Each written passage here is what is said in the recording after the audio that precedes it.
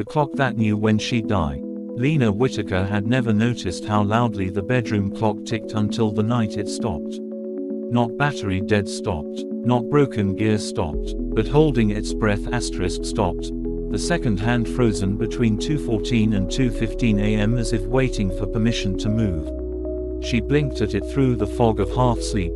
her fingers clutching the quilt as the silence thickened around her. The kind of silence that wasn't empty but crowded asterisk, like the air itself had turned to velvet and pressed against her eardrums. Outside, the wind sighed through the oak tree, a branch scraping the window in a rhythm that almost sounded like fingernails. Tap, tap, tap, asterisk. The clock's gears gave a sudden, shuddering clunk asterisk, the second hand lurching forward, but now it moved backward asterisk, each tick slower than the last, the minute hand trembling as it inched toward 2:13. Lena's breath hitched. She'd owned this clock for 12 years. It had never done this before. The bedroom temperature dropped sharply, her exhales blooming white in the dark as the clock's face began to bulge asterisk, the glass distorting like something was pushing through from the other side. A stain spread across the ceiling above her bed, not water, not mold, but a dark, viscous seep that smelled like wet pennies and birthday candles. The clock's ticking grew louder, each tock asterisk now syncopated with the drip of the stain onto her pillow. Plink, tock, plink, tock, asterisk. Lena tried to scream, but her throat had sealed shut, her muscles locked in that heavy paralysis between sleep and waking. The last thing she saw before her eyes slid shut against her will was the clock's hands snapping to 3:17 a.m., a time that meant nothing to her yet. But it would. Dash dash dash. Why this works for boring horror for sleep, asterisk asterisk. Slow, repetitive details, clock ticks, dripping, wind, induce calm before dread. Subtle wrongness, time moving backward, small stains, builds unease. Sleep paralysis vibe asterisk asterisk blurs reality for maximum creepiness. Want me to continue this new story? Or adjust the tone to be even sleepier? Chapter 2. The stains that grew when she wasn't looking. The morning light revealed nothing unusual about the clock. No backward hands, no bulging glass, just the same bland IKEA model she'd bought on sale years ago. But the stain on the ceiling remained, though it had dried into a faint brownish mark no bigger than a quarter. Lena poked at it with a broom handle, half expecting it to flake away like old paint. Instead, the plaster gave slightly under pressure, spongy and damp. She made a mental note to call the landlord about a possible leak as she shuffled to the kitchen,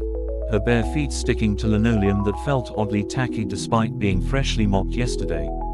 The coffee machine gurgled to life, its usual comforting sound undercut by a new, irregular clicking, like a fingernail tapping against glass inside the mechanism. She poured a cup anyway, the steam curling into shapes that for just a second resembled numbers, 3, 1, 7. The first sip tasted wrong. Not bitter, not sour, but thick, like she'd stirred in a spoonful of that ceiling stain instead of sugar. She spat it into the sink, watching the dark liquid swirl down the drain in slow, syrupy spirals that clung to the stainless steel long after they should have vanished. The fridge hummed louder than usual, the vibration making her teeth ache as she reached for the milk, only to freeze when she saw the expiration date. December 17, 2023. 3 days from now. Except she'd bought this carton yesterday, and the label clearly read, "Sell by March 14th, when she checked. Her reflection in the microwave door showed her holding the milk, her face pale but otherwise normal. But the reflection's eyes kept blinking a half second after hers did, its mouth twitching into a smile she wasn't making. The microwave's clock, which had been broken for months, suddenly flickered to life, its green digits burning 3:17 into her retinas before going dark again. The milk carton in her hand burst open at the seams, not spilling but oozing a substance too dark to be milk, too thick to be blood, crawling up her wrists in branching, vine-like patterns that disappeared the moment she gasped. The landlord's number went straight to voicemail when she called. The recording didn't play his usual greeting. Just 3 seconds of a music box melody. The same one she'd heard in a childhood nightmare she'd forgotten until this exact moment, before the line went dead. The ceiling stain above her kitchen table had doubled in size while her back was turned. Chapter 3. The whispers in the wallpaper. The ceiling stain had spread to the size of a dinner plate by noon, its edges creeping outward in fractal patterns that resembled veins or maybe roots, the center darkening to a glossy black that reflected Lena's face back at her with subtle distortions, her eyes slightly too far apart, her mouth a hair too wide, when she dared to look directly at it. She'd covered it with a towel tacked up with pushpins, but the fabric sagged unnaturally, as if something beneath it was pressing downward, and by 3 p.m. the towel itself had grown damp with the same coppery smelling fluid. The pushpins rusted over as though years had passed in hours. The landlord never called back. The handyman she found online cancelled last minute, his text reading only, "Sorry, can't fix what's not broken," with no punctuation, the letters oddly spaced like each word had been typed separately by different hands. The walls themselves seemed to breathe now, the vintage floral wallpaper she'd always hated pulsing faintly when she wasn't staring directly at it, the once tacky roses now blooming darker petals in the corners where the strips met, their centers deepening into voids that swallowed the afternoon light. She tried to distract herself by scrubbing the sticky linoleum, but the mop water turned murky after one pass, tiny black particles swirling in the bucket like drowned insects, and when she dumped it down the shower drain, the pipes groaned for 10 straight minutes afterward, a wet, guttural sound that formed something almost like words if she listened too closely.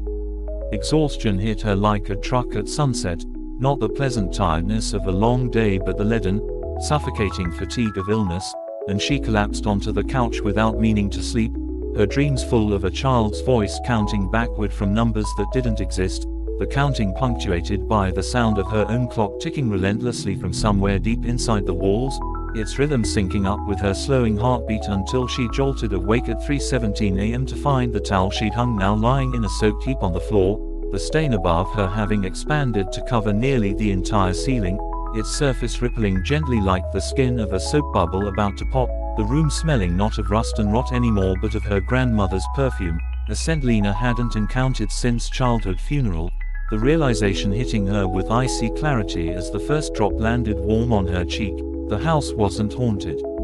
It was remembering, and it wanted her to remember too. Chapter 4. The memory in the floorboards. The droplet slid down Lena's cheek with the slow viscosity of honey, carrying the cloying scent of funeral lilies and mothballed sweaters straight into her pores as the ceiling finished its transformation above her, no longer plaster but something translucent and throbbing, a stretched membrane through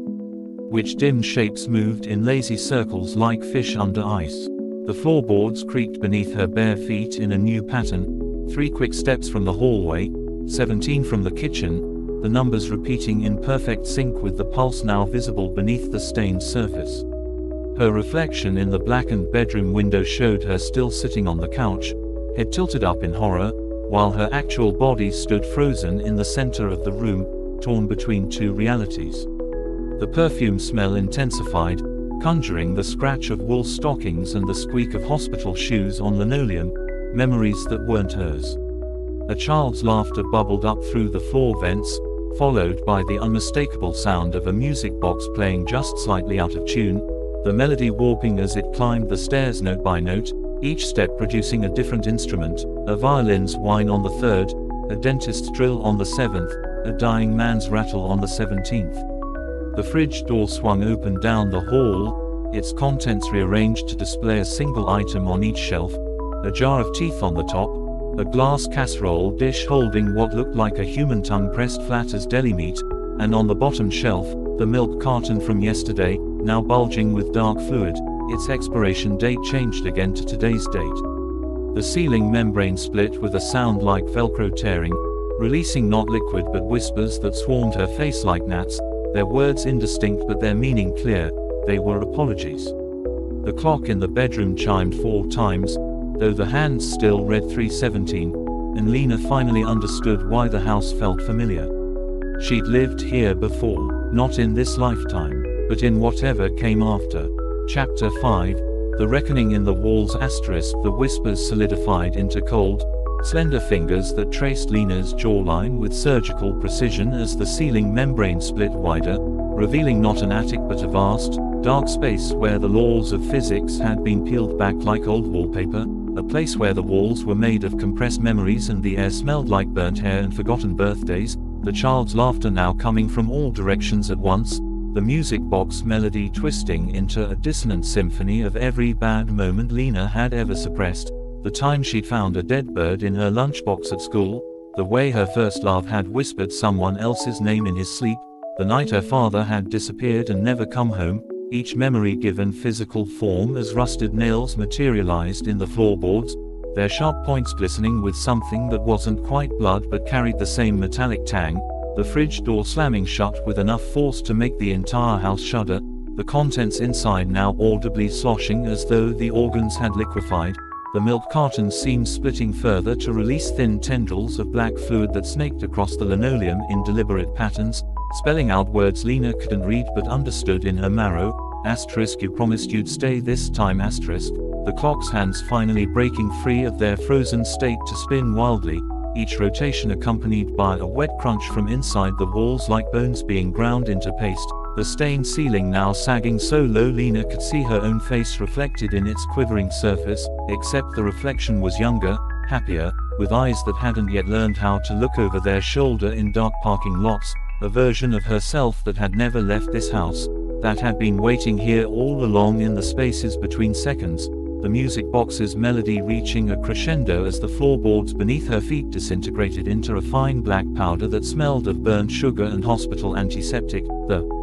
walls peeling back like stage curtains to reveal the truth she'd been running from, not a ghost, not a curse, but a choice she'd made decades ago in another life, a deal sealed with a whisper and a handshake she could now feel burning in her palm like a fresh brand, the child's laughter resolving into a voice so familiar it made her teeth ache, her own, but younger, softer, saying the words that had started it all. I'll stay if you let me forget. Asterisk the house exhaled around her, the tension snapping like a rubber band stretched too far, and as the first rays of dawn filtered through the now pristine windows, Lena found herself standing in a spotless kitchen, the ceiling smooth and white, the clock ticking normally on the wall, the fridge stocked with ordinary groceries, the only evidence anything had happened being the faint silver scar circling her wrist like a bracelet made of old promises, and the music box sitting on her kitchen table, its lid slightly ajar, the first few notes of a lullaby spilling out as the hands of the clock jumped to 3:17 one final time before the world reset itself. Chapter 6. The Unraveling of Time asterisk the music box played its lullaby with a mechanical sweetness that made Lena's teeth vibrate, the melody threading through the suddenly too clean air of the kitchen like a needle pulling invisible stitches through reality itself. One moment she was staring at the delicate porcelain ballerina frozen mid-twirl inside the box, the next she was 8 years old again, standing in her grandmother's attic where dust motes swam in slanting afternoon light, her small hands brushing against that same music box tucked between yellowed National Geographics and moth-eaten fur coats, the memory so vivid she could smell the cedar chest and feel the static cling of the pink polyester dress she'd hated but worn every Sunday, except now she saw what childhood Lena hadn't, the way the shadows in the attic corner pulled too thickly, how the ballerina's painted smile didn't quite reach her eyes, the barely perceptible whisper from inside the box saying open me asterisk in a voice that mimicked her grandmother's but carried something oily beneath the words. The present crashed back with the sound of shattering china as the kitchen window exploded inward, not from any external force but because the glass simply decided to stop being solid, thousands of shards hovering mid-air like a paused rainstorm before reversing trajectory to embed themselves in the walls with soft thuds, the holes they left behind oozing that same black syrup from the ceiling stain that no longer existed, or maybe had never existed, Lena's silver bracelet scar burning white hot as the music box lid snapped shut with enough force to make the table legs tremble, the sudden silence more oppressive than any scream.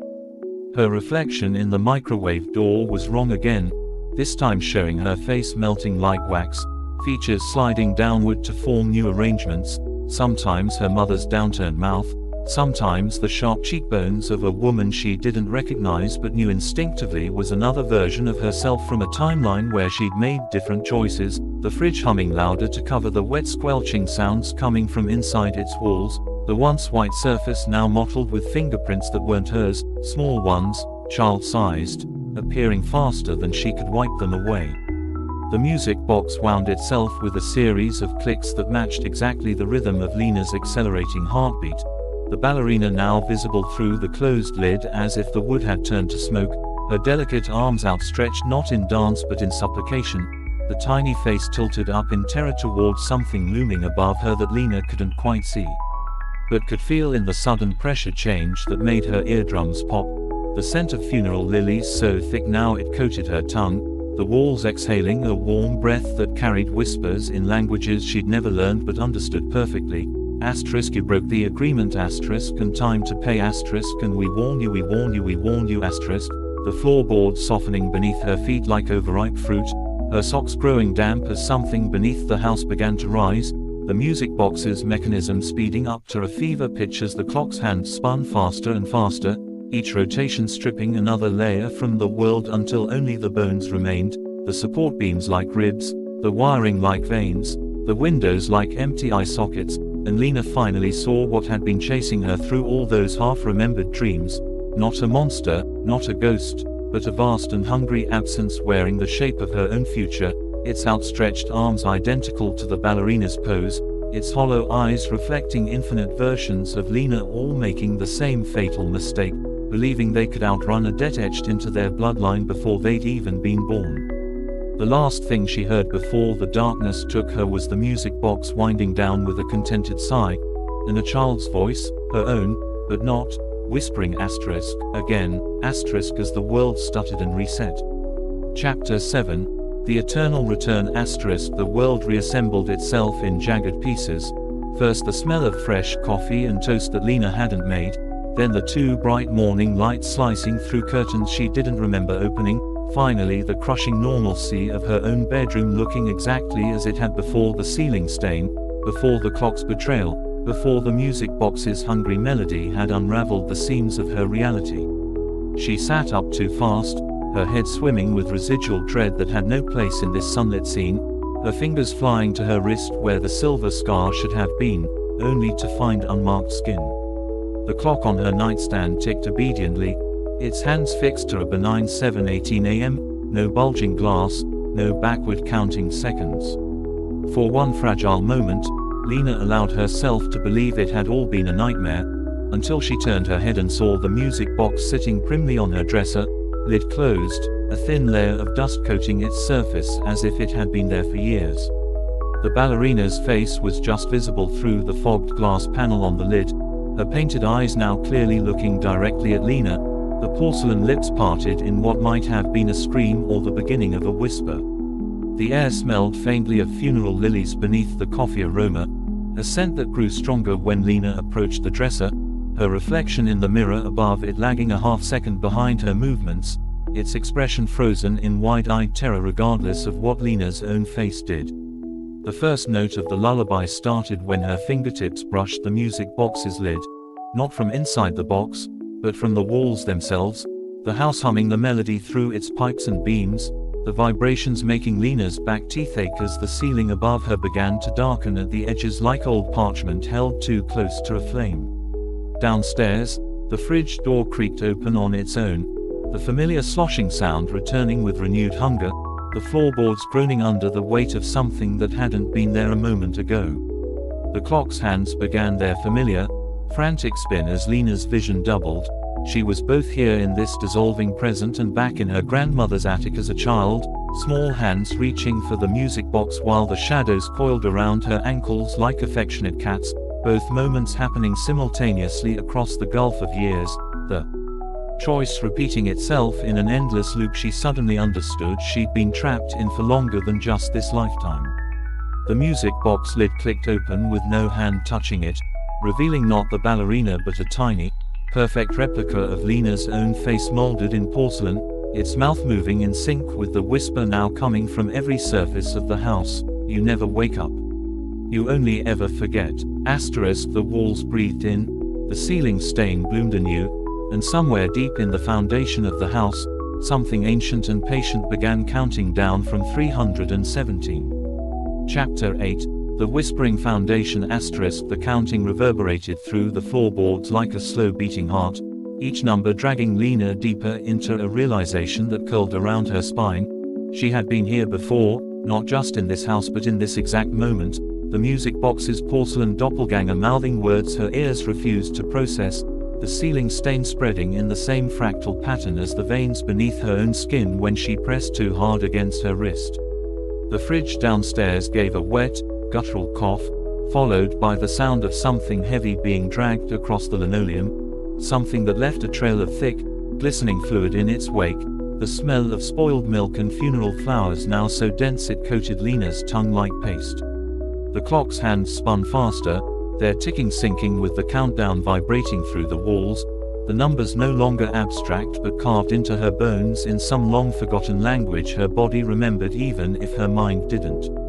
The music box's replica of her face had begun to cry, tiny porcelain tears tracking down its cheeks and pooling at the base of the box where they hardened into jagged little pearls that rattled like teeth when the house exhaled. The mirror above the dresser had gone entirely black, its surface rippling like a pool of ink disturbed by some unseen disturbance, and then, with a sound like 1,000 pages turning at once, it showed her not a reflection but a memory, Lena at 5 years old, standing in a hospital hallway she didn't remember visiting, her small hand clutching a doctor's coat as they walked toward a room numbered 317, the scent of antiseptic and something underneath it, something spoiled and sweet, the same smell that now clung to her clothes, her hair, the inside of her nostrils. The child in the memory turned to look at her, not through the mirror but through time itself, her eyes hollow with a knowledge no 5-year-old should possess, her lips forming silent words that the present-day Lena felt rather than heard. You let them put it in me. The music box's lullaby swelled to a deafening roar, the ceiling splitting open with a sound like 1,000 bones breaking in perfect sequence, the blackened stain now dripping not liquid but whispers, dozens, hundreds of them, all in voices Lena recognized from every stage of her life, all saying the same phrase in unison. You signed the contract in blood you didn't know you had. The floor beneath her feet softened like rotting fruit, her socks soaking through with something warm and metallic as the house's true shape revealed itself in flashes. The walls were not wood and plaster but layers of compressed time, the insulation was made of forgotten memories, the foundation stones were etched with names she didn't know but would answer to if called. The music box's lid snapped shut with a finality that shook the room, the porcelain Lena inside still screaming silently as the ceiling opened like a great eye, its pupil dilating to reveal not an attic but a vast, endless corridor lined with doors, each marked with a different version of her name and a date that hadn't happened yet, the countdown in the walls reaching a fever pitch as the first door, the one marked with today's date, creaked open to reveal a darkness so complete it made the hallway seem bright by comparison. The last thing Lena saw before the darkness took her was her own hand reaching out, not in fear but in welcome, the silver scar reappearing on her wrist as if it had never left, the house's whispers coalescing into a single sentence that slithered into her ear like a living thing, welcome home. And then, silence. And then, the music box winding itself back up. And then, the clock's hands settling on 3:17 as the world reset itself once more. Chapter 9. The contract in her bones. The darkness behind door 317 wasn't empty. It was waiting. A patient, pulsing mass of forgotten time that smelled like the inside of a childhood lunchbox left to rot in a school locker all summer, the air so thick with the promise of revelation that Lena's ears popped as she crossed the threshold, her silver-scarred wrist burning with the same intensity as the day she'd first gotten it, though she couldn't remember when that had been anymore. The floor here wasn't wood or tile but something organic and yielding, like walking across the tongue of some enormous beast, the walls glistening with a moisture that reflected the light from a source she couldn't identify, not a bulb or flame but something older, something that hummed the same frequency as the music box's twisted lullaby.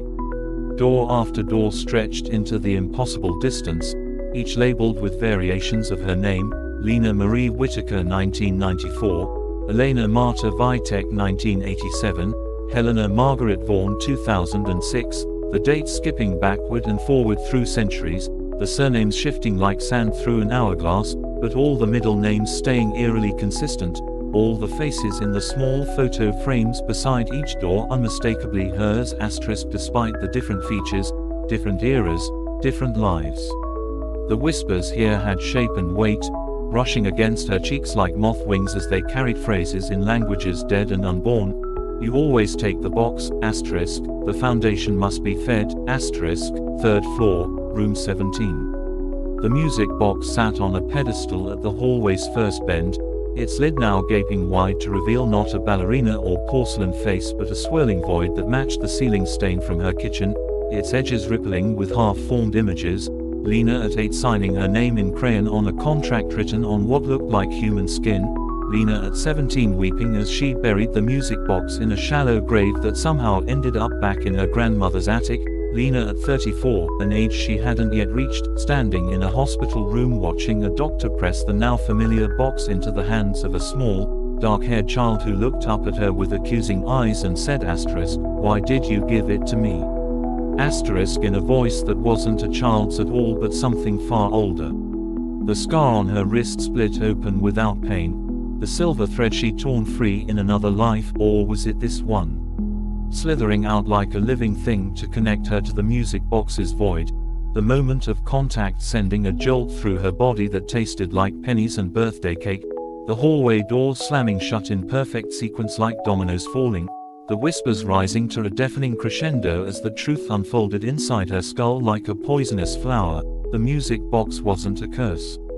It was a relay, a baton passed generation to generation in an endless race against something crouching in the basement of reality, something that fed on time itself, and the Whittaker women, the Viteks, the Vaughans, all of them her * had been its caretakers since the first Lena signed her name in something darker than blood.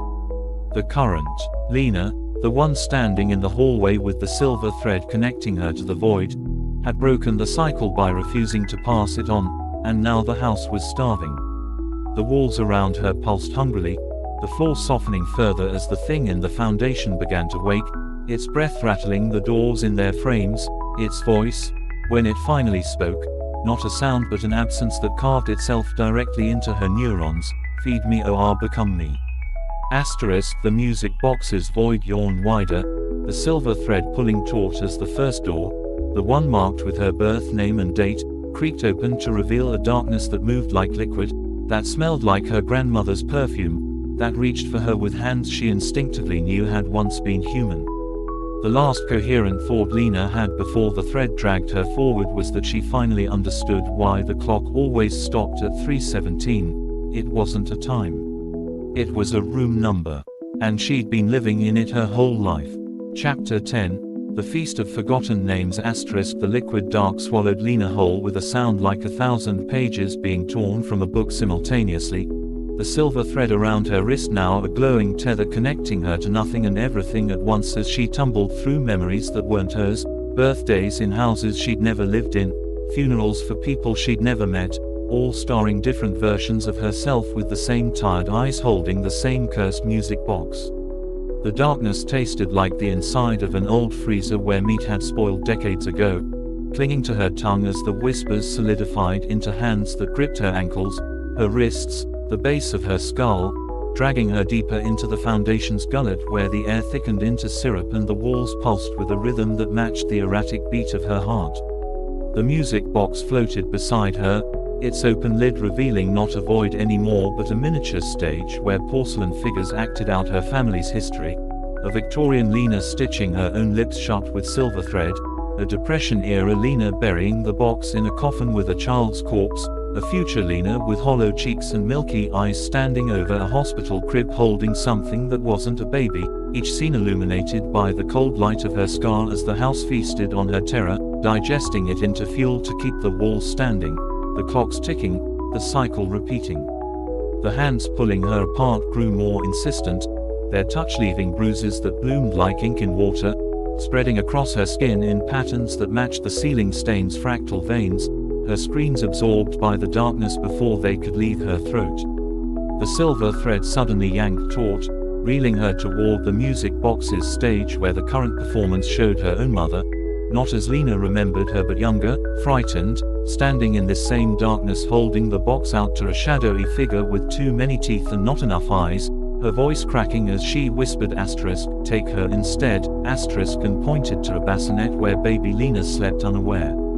The revelation hit like a fist to the sternum, all breath leaving her body at once as the whispers crescendoed into a single sentence that wasn't a whisper at all but her own voice echoing across generations. You always choose yourself in the end. The music box's mechanism gave a final, shuddering click as the stage reset, the porcelain figures rearranging themselves for the next act, this one showing Lena as an old woman handing the box to a dark-haired child who looked up with her own eyes and said Grandma, what is this? In a voice thick with impending doom. The darkness convulsed around her, the hands retreating as the house made its offer in the form of a memory, not a vision but her memory, the one she'd buried so deep even the foundation hadn't been able to dig it up until now. 6-year-old Lena hiding in her grandmother's closet, the music box clutched to her chest as something scratched at the door, her small fingers prying open the lid just enough to see the tiny porcelain figure inside wasn't a ballerina but a crouching thing with its hands over its eyes, its mouth stretched in a silent scream that matched her own as she whispered take someone else, and shoved the box toward the closet door just as it began to open. The memory dissolved into the present darkness, the taste of spoiled milk flooding her mouth as the house waited for her decision, pass the curse along as every Lena before her had done, or let the foundation consume her completely and break the cycle. The music box began to play again, its lullaby slower now, mournful, the porcelain figures frozen mid-motion as the silver thread around Lena's wrist loosened its grip, coiling in the air between her and the box like a question mark. Outside the darkness, in a world that might not exist anymore, a clock struck 3:17. Somewhere, a ceiling stain spread. Somewhere, a fridge door creaked open. Somewhere, a child who wasn't hers, not yet woke screaming from a dream they wouldn't remember by morning. Lena reached for the music box. The house held its breath, and in the space between one heartbeat and the next, the choice was made. Chapter 11, the choice that was never a choice. Lena's fingers closed around the music box just as the darkness convulsed with something like hunger or anticipation or maybe even fear. The porcelain suddenly warm and pulsing against her palm like a living heart as the silver thread slithered up her arm to wrap around her throat in a loose noose that tightened when she exhaled, the whispers now forming words directly against her eardrums, you know what comes next, and she did, with a certainty that bypassed thought and settled deep in her marrow like radiation. The box's lid snapped shut on its own, severing the miniature stage and its terrible plays, the sudden silence more oppressive than any scream as the darkness around her began to solidify into shapes, a hospital bed here, a child's rocking horse there, a doorway that led nowhere but pulsed with the same rhythm as the ceiling stain, all of it smelling like wet earth and burned hair and the particular must of her grandmother's attic where this had started and started again more times than she could count. Her reflection appeared in every surface now, the polished wood of the rocking horse, the chrome bed rails, the glass face of a clock that hadn't been there a second ago, each version showing a different Lena at a different point in the cycle, their mouths moving in unison as they whispered third floor, room 17, over and over until the words lost meaning and became just sounds, just noise, just another layer in the foundation's endless hunger. The music box grew heavier in her hands, its weight increasing with each passing second until her arms trembled with the effort of holding it, the porcelain now leaching heat from her skin and leaving behind patches of numbness that spread like frost across a windowpane. The silver thread around her throat pulsed once, twice, then dissolved into a fine mist that settled over her skin like a second layer, sinking in through her pores with a sensation like static electricity as the first true memory surfaced, not hers, not her mother's, but the original Lena's, the one who had built the house around the hunger instead of the other way around, the one who had trapped something in the foundation and fed it generations of daughters to keep it sleeping. The knowledge arrived fully formed, Without language, the music box wasn't a relay or a curse but a lock asterisk, and every time Alina chose to pass it on instead of swallowing the key, the house grew another room, the foundation dug another layer deeper, the hunger woke another fraction more. The current Lena, the one holding the box with arms gone leaden, with frost creeping up her veins, understood with sudden, vicious clarity that there had never been a choice at all, only the illusion of one to make the feeding sweeter. The darkness around her shuddered, the hospital bed dissolving into mist as the child's rocking horse began to move on its own, its wooden joints creaking in time to the music box's lullaby which had started up again though no one had wound it, the sound warping and twisting as the porcelain grew teeth around its edges, tiny needle-sharp points that bit into Lena's palms hard enough to draw blood that wasn't red but black and thick as motor oil, the drops hitting the floor with a sound like coins dropping into a wishing well. The whispers rose to a crescendo, the reflections stepped closer, the silver thread reformed inside her chest to wrap around her lungs and squeeze, not to kill but to remind, to show her what came next if she kept fighting, if she refused to play her part, visions of the house collapsing in on itself, of the foundation cracking open to release what slept beneath, of countless versions of herself blinking out of existence as time itself unraveled without the hunger's careful maintenance. The music box's lid creaked open just a fraction, just enough to show the void inside had changed, no longer empty but filled with swirling silver threads, each one tied to a different Lena across different lifetimes, all converging on a single point deep in the foundation where something old and patient and hungry asterisk waited for its next meal. The last thing Lena saw before the darkness took her was the clock's hands snapping to 3:17 one final time, the numbers burning themselves into her retinas like a brand as the house exhaled around her and the cycle began anew. Chapter 12. The Eternal Return of Lena W. The moment the clock's hands locked onto 3:17, the world stuttered, Lena's body unraveling into silver threads that spiraled outward through time and memory, stitching themselves into the fabric of the house's foundation where the hunger waited with open jaws, its teeth made from the splintered remains of every music box that had ever been, its breath smelling of funeral lilies and the inside of childhood lunchboxes left to rot.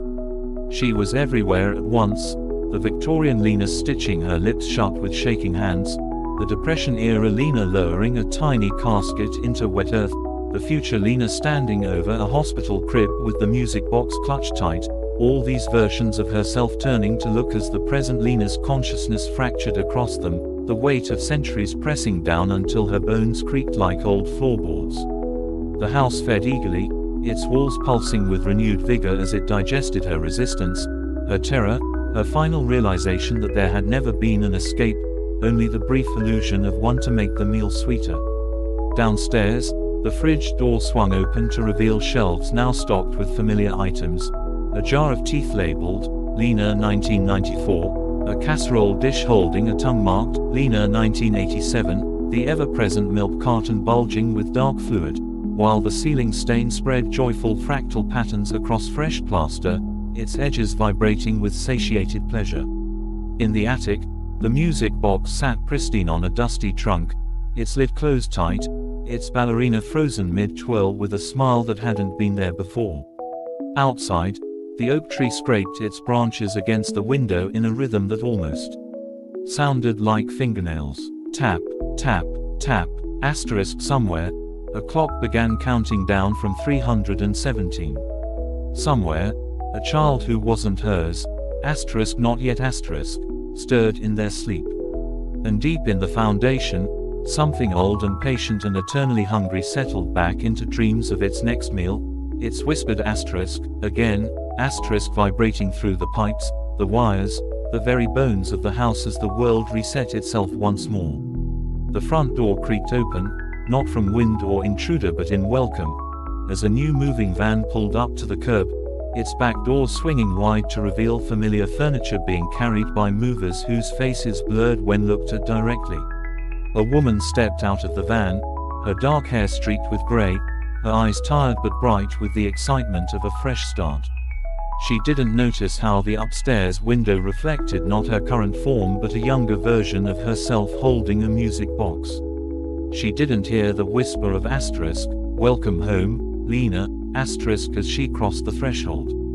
And she certainly didn't feel the silver thread stitching itself into her wrist as she admired the sunlight streaming through the spotless ceiling onto the pristine hardwood floors that hadn't yet learned how to creak in warning, how to soften beneath certain footsteps, how to open up and swallow screams when the time came. Upstairs, in what would become her bedroom, the clock on the nightstand ticked obediently toward 3:17. The music box waited patiently in the attic. And the house was hungry again. Chapter 13. The new tenant asterisk. The moving van's taillights disappeared around the corner as the latest Lena Whitaker,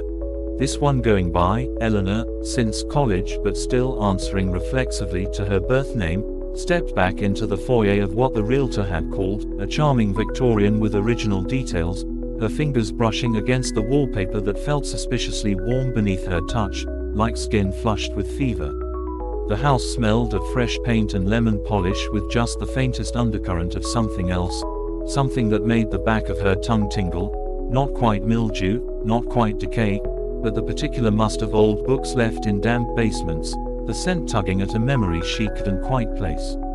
Upstairs, a floorboard creaked with the particular pitch of someone shifting weight from foot to foot, though the movers had left and Eleanor knew she was alone. The ceiling lights flickered once, twice, then stabilized as she climbed the stairs to what would be her bedroom, her hand lingering on the banister where the wood grain formed patterns that looked almost like faces if she stared too long. The bedroom door stood slightly ajar despite her having closed it firmly after the movers left, the space beyond washed in late afternoon sunlight that should have felt welcoming but instead gave everything a faintly overexposed quality, like a photograph left to bleach in the sun.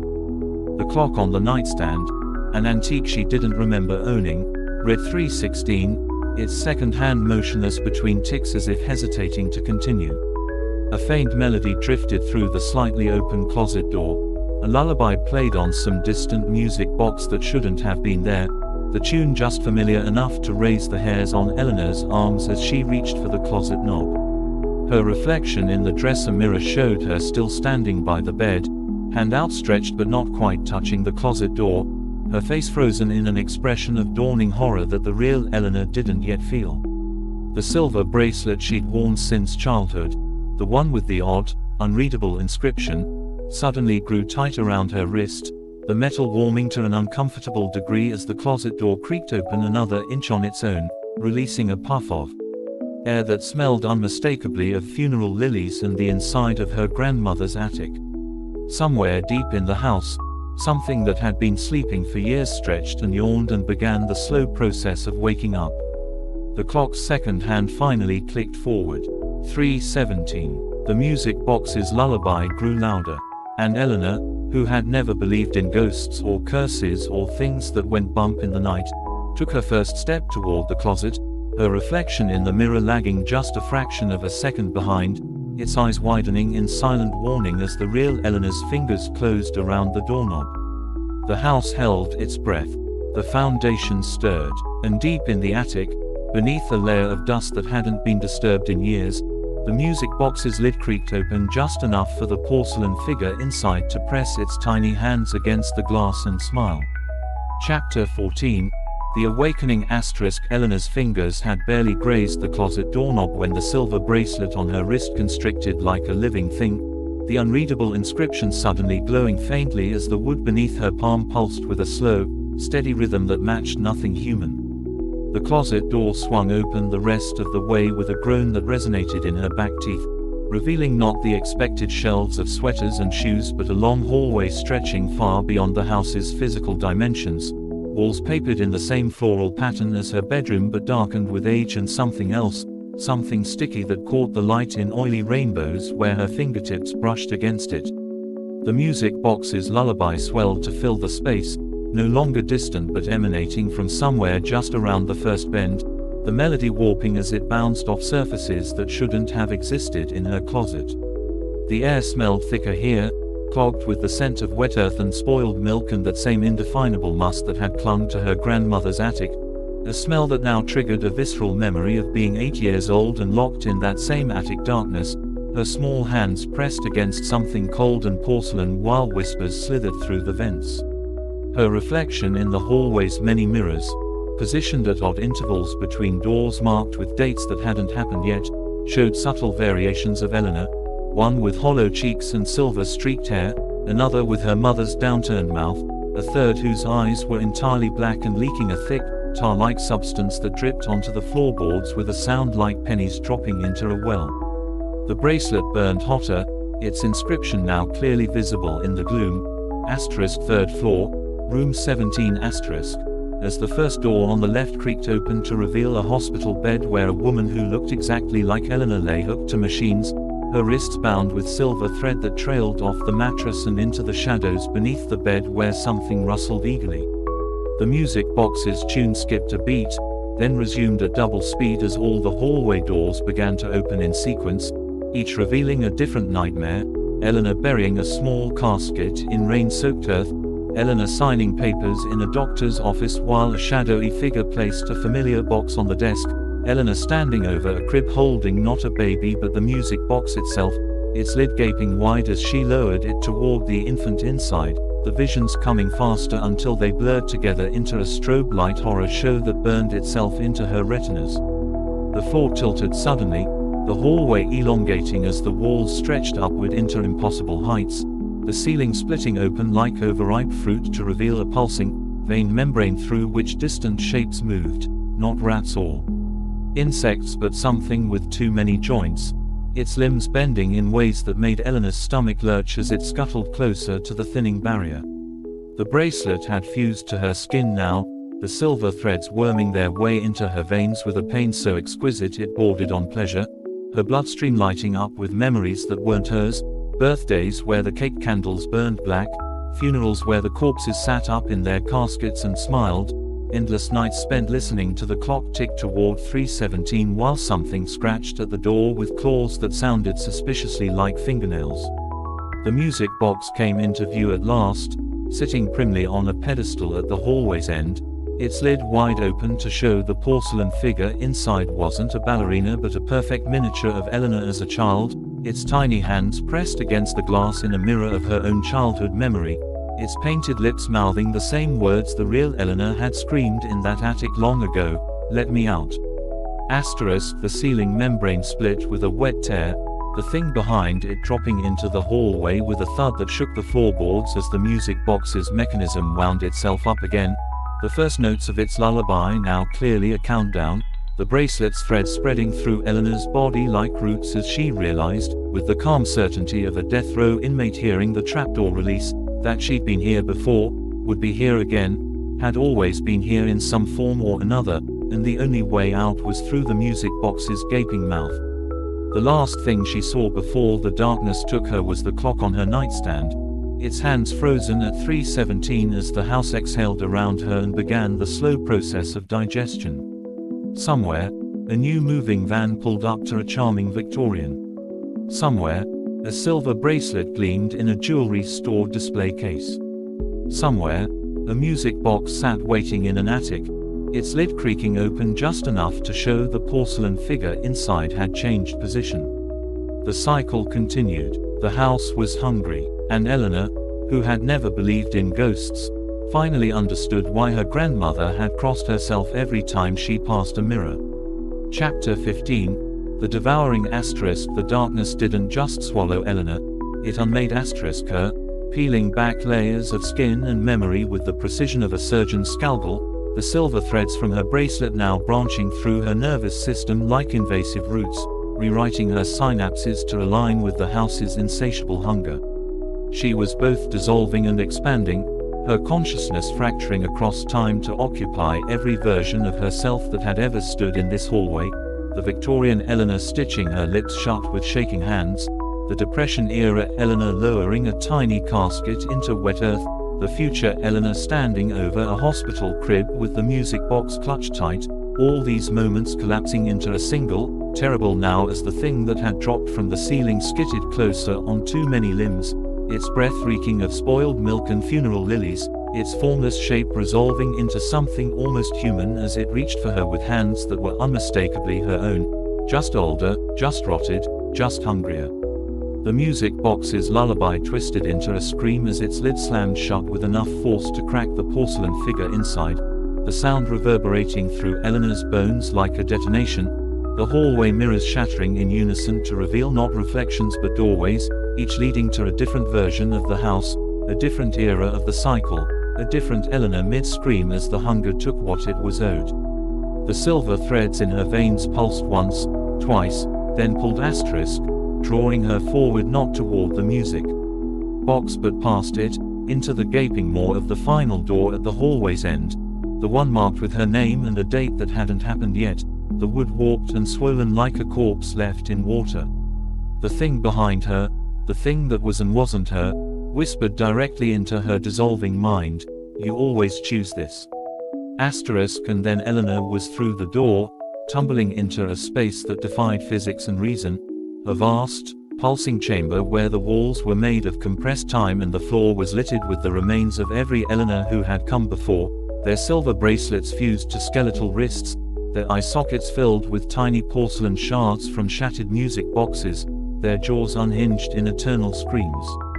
At the center of it all sat the hunger's true form, not a monster, not a ghost, but a vast, beating heart woven from silver threads and splintered bone, its valves opening and closing in time to the lullaby that still played from somewhere impossibly distant, its surface etched with the same inscription as her bracelet, 3rd floor, room 17. The realization struck her like a physical blow. The house wasn't haunted. It was asterisk the haunt, a living, breathing entity built around this very chamber, this gnawing, endless hunger that had been fed generations of Eleanors to keep it sleeping.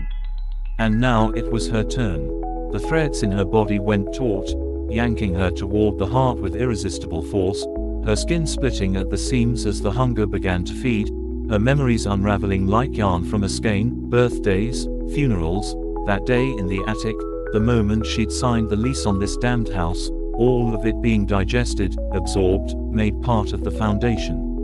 The last coherent thought Eleanor had before her consciousness scattered was of the music box's porcelain figure, not broken after all, but smiling as it watched her from the doorway, its tiny hands now pressed against the glass in a mockery of prayer. Somewhere, a clock struck 3:17. Somewhere, a moving van pulled up to a charming Victorian. Somewhere, a new Eleanor Whittaker stepped over the threshold, her silver bracelet glinting in the afternoon light as the house exhaled in anticipation. The cycle continued, the hunger slept, and deep in the attic, beneath a layer of dust that hadn't been disturbed in years, the music box's lid creaked open just enough for the porcelain figure inside to press its tiny hands against the glass and whisper, "Again." Asterisk chapter 16, the new cycle begins asterisk the latest Eleanor Whittaker, this one preferring, Nora, since her divorce, hummed along to the radio as she unpacked kitchenware in what the realtor had called, a charming Victorian with excellent bones, her silver bracelet catching the afternoon light every time she reached for another plate. The house smelled faintly of fresh paint and the lemon-scented cleaner the previous owners must have used, though underneath it lingered something else, something that made Nora pause with a wine glass halfway to the cupboard, her nose wrinkling at the scent of wet earth and birthday candles that vanished as quickly as it had come. Upstairs, the bedroom clock ticked obediently from its new home on the nightstand, its hands frozen at 3:16 for just a heartbeat too long before lurching forward.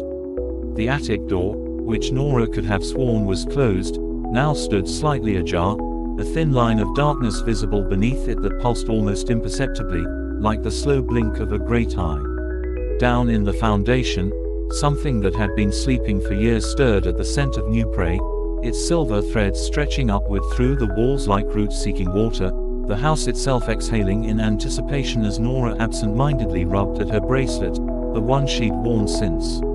childhood with its odd, unreadable inscription that her grandmother had called a family heirloom. The music box in the attic, the one that hadn't been there when the movers came, began to play the first few notes of a lullaby that echoed through the vents, so faint Nora mistook it for a neighbor's wind chime at first. The clock's hand snapped to 3:17 with an audible click. The attic door creaked open another inch. And deep in the walls, Where the silver threads converged into something hungry and ancient, the cycle began anew. Chapter 17. The house remembers *. The attic stairs groaned under Nora's weight as she climbed toward the inexplicably open door, each step releasing a puff of dust that smelled like old books and something sharper, antiseptic, maybe, or the metallic tang of a penny held too long in a sweaty palm. Her silver bracelet had grown uncomfortably warm during the unpacking, the mysterious inscription now pulsing faintly against her skin in time with the erratic heartbeat coming from behind the attic door, a rhythm that quickened as she reached the top step.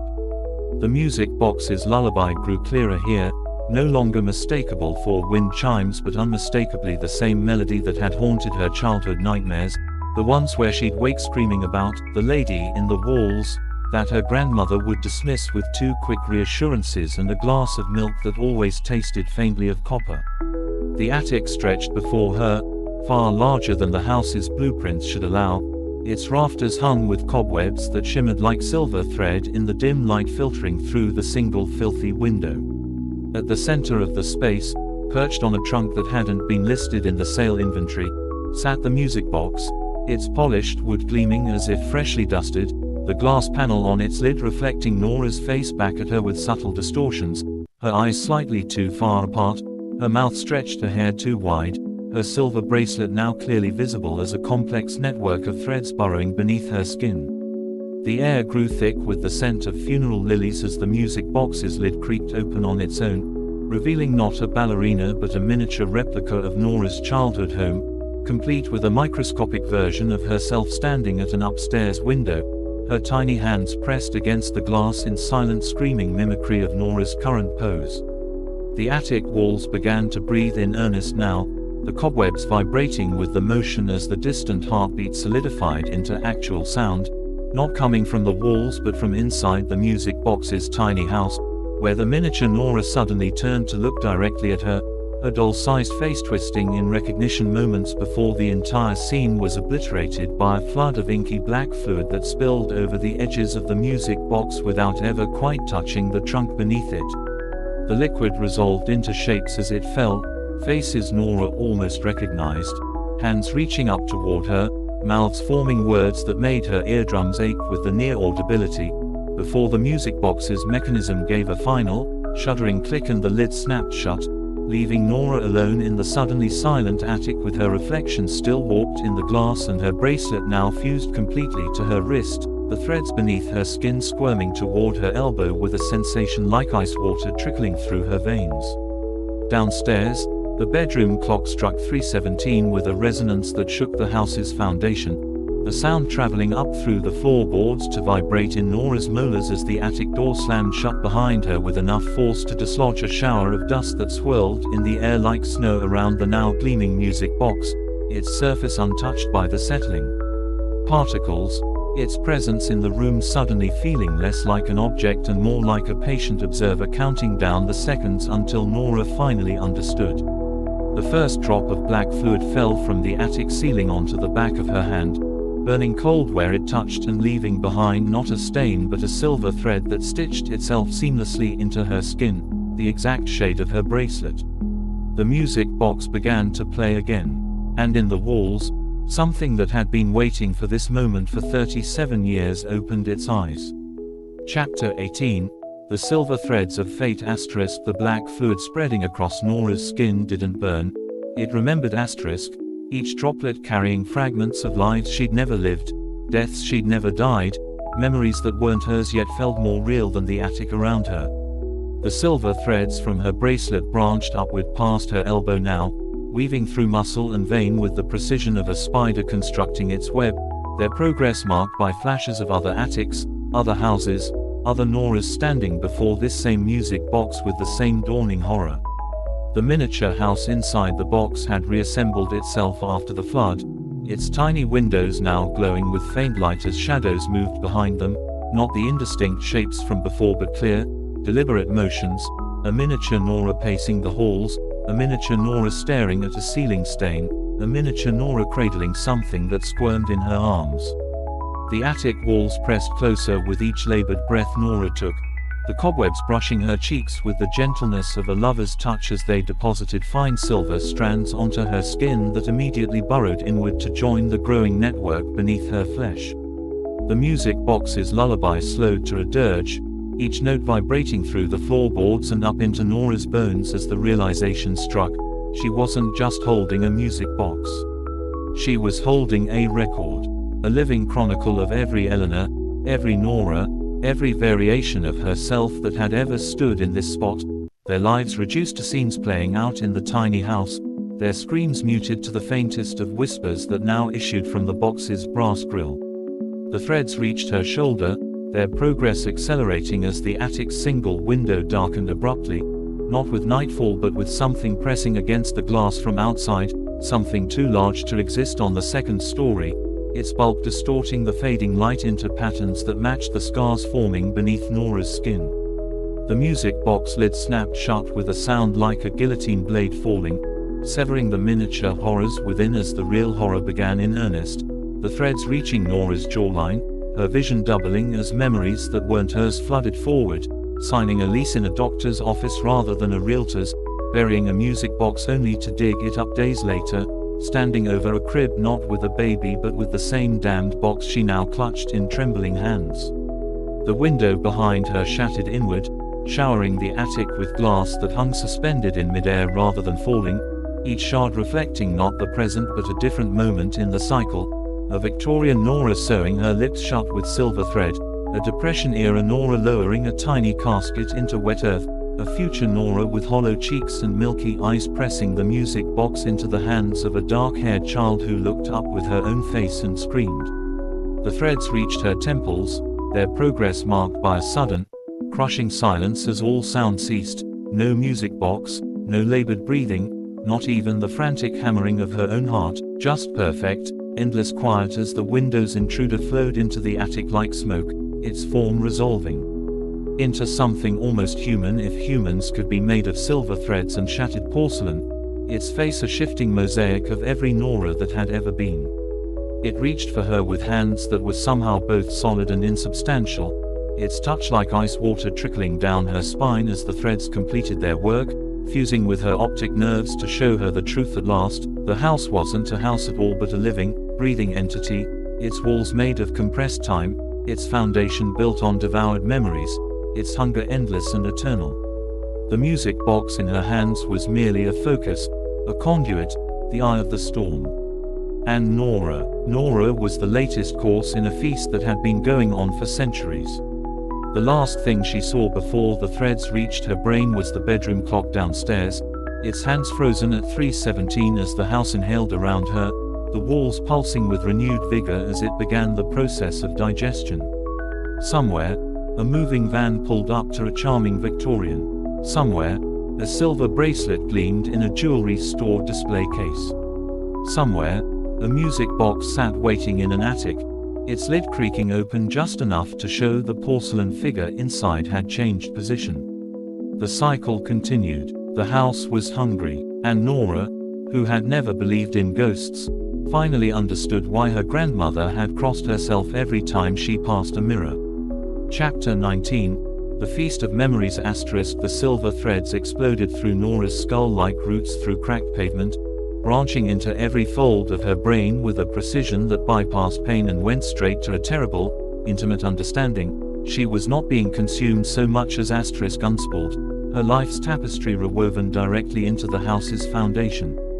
The attic walls pulsed around her with the rhythm of a giant heart, the cobwebs now vibrating strands of her own unraveling DNA, the shattered window glass still hanging frozen in the air but reflecting only endless variations of the same moment, Nora holding the music box, Nora screaming into the music box, Nora becoming the music box, over and over in an infinite loop. The thing made of threads and porcelain pressed its forehead against hers, its touch like dry ice burning through tissue paper as it siphoned her memories with methodical care.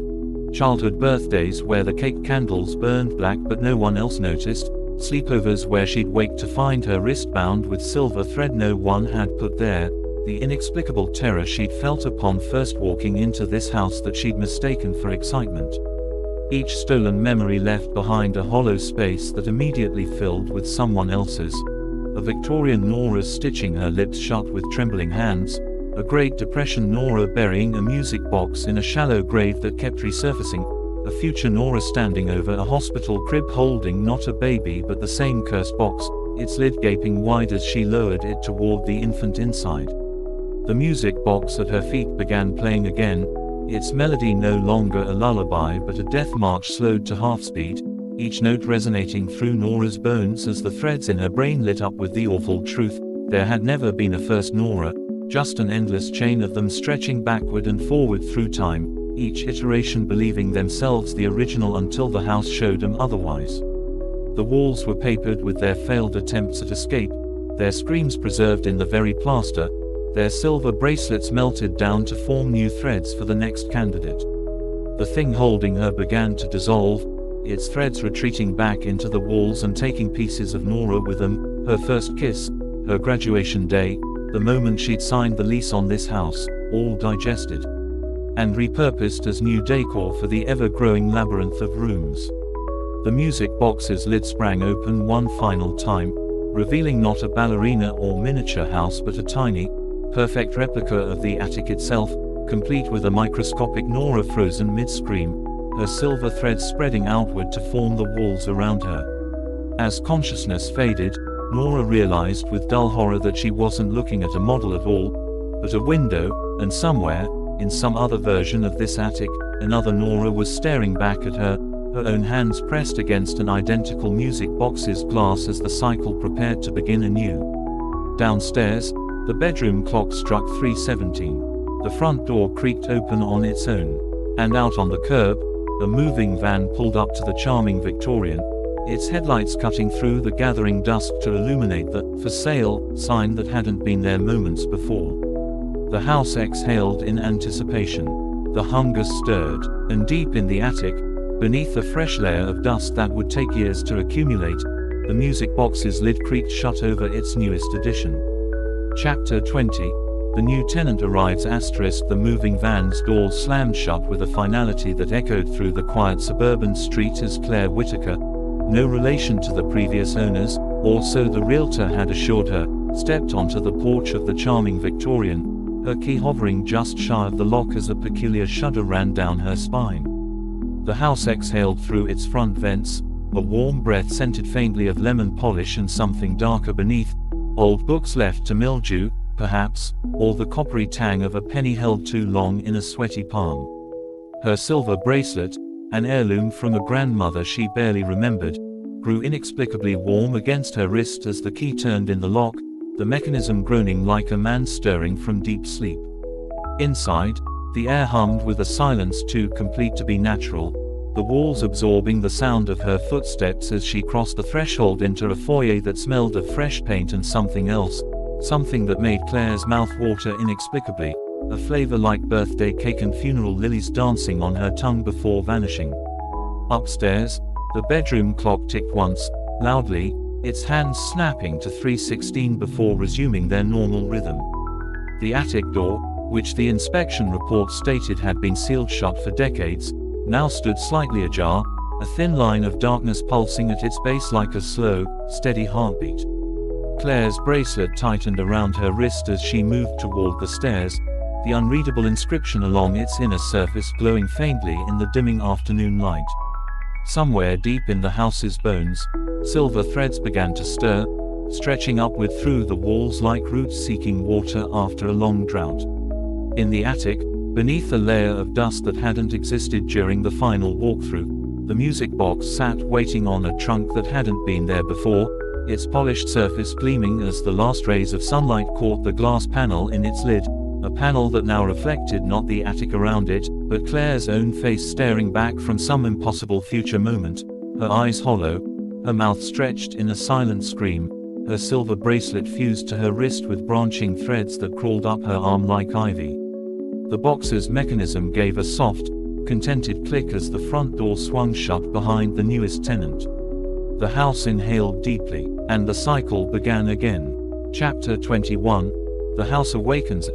Claire's fingers brushed the attic doorknob just as the last rays of sunlight bled from the hallway window, the metal unnaturally warm beneath her touch like skin flushed with fever, her silver bracelet now burning against her wrist with an intensity that should have blistered flesh but instead sent strange, electric memories flashing behind her eyes, a childhood nightmare of being trapped in an endless hallway, the scent of funeral lilies at her grandmother's service, the inexplicable dread she'd felt upon first walking into this house that she chalked up to excitement.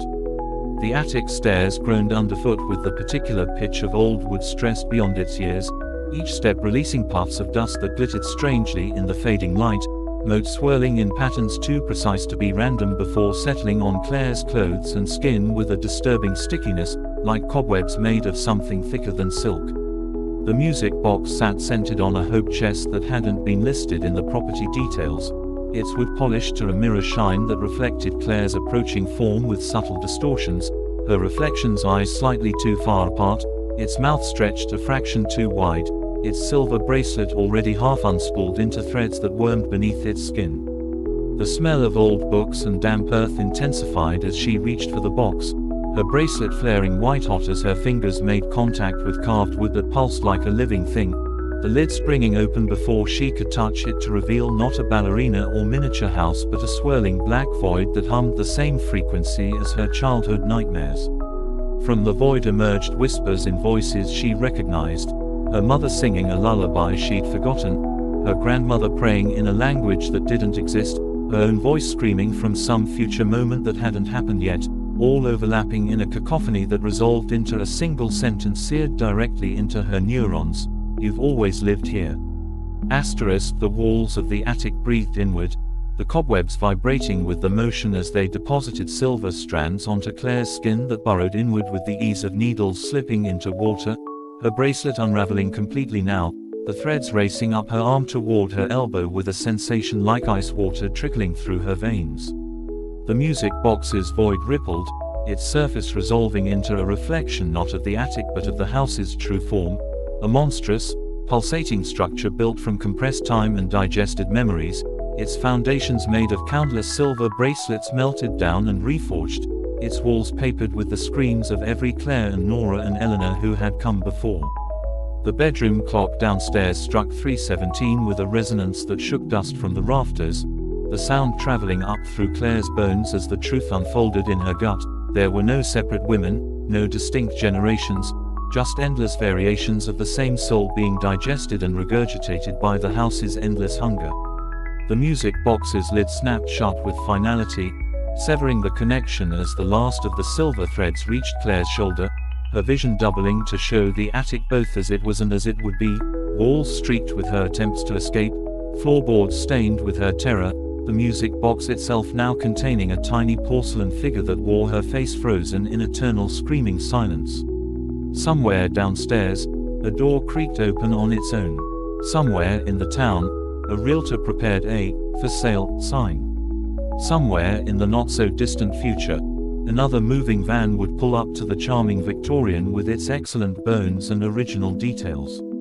The house exhaled in satisfaction as Claire's transformation completed, her body becoming just another part of the structure, her bones in the foundation, her voice in the pipes, her terror in the walls, as the cycle prepared to begin anew. The hunger slept, the music box waited, and deep, in what had once been Claire's mind, the last coherent thought flickered and died, again. Chapter 22. The feast begins anew. The moment Claire's transformation completed, her bones settling into the foundation with a series of wet cracks, her memories dissolving into the wallpaper like ink in water, the house shuddered with renewed vitality, its pipes groaning as silver threads snaked through them like revitalized arteries, pulsing with stolen life.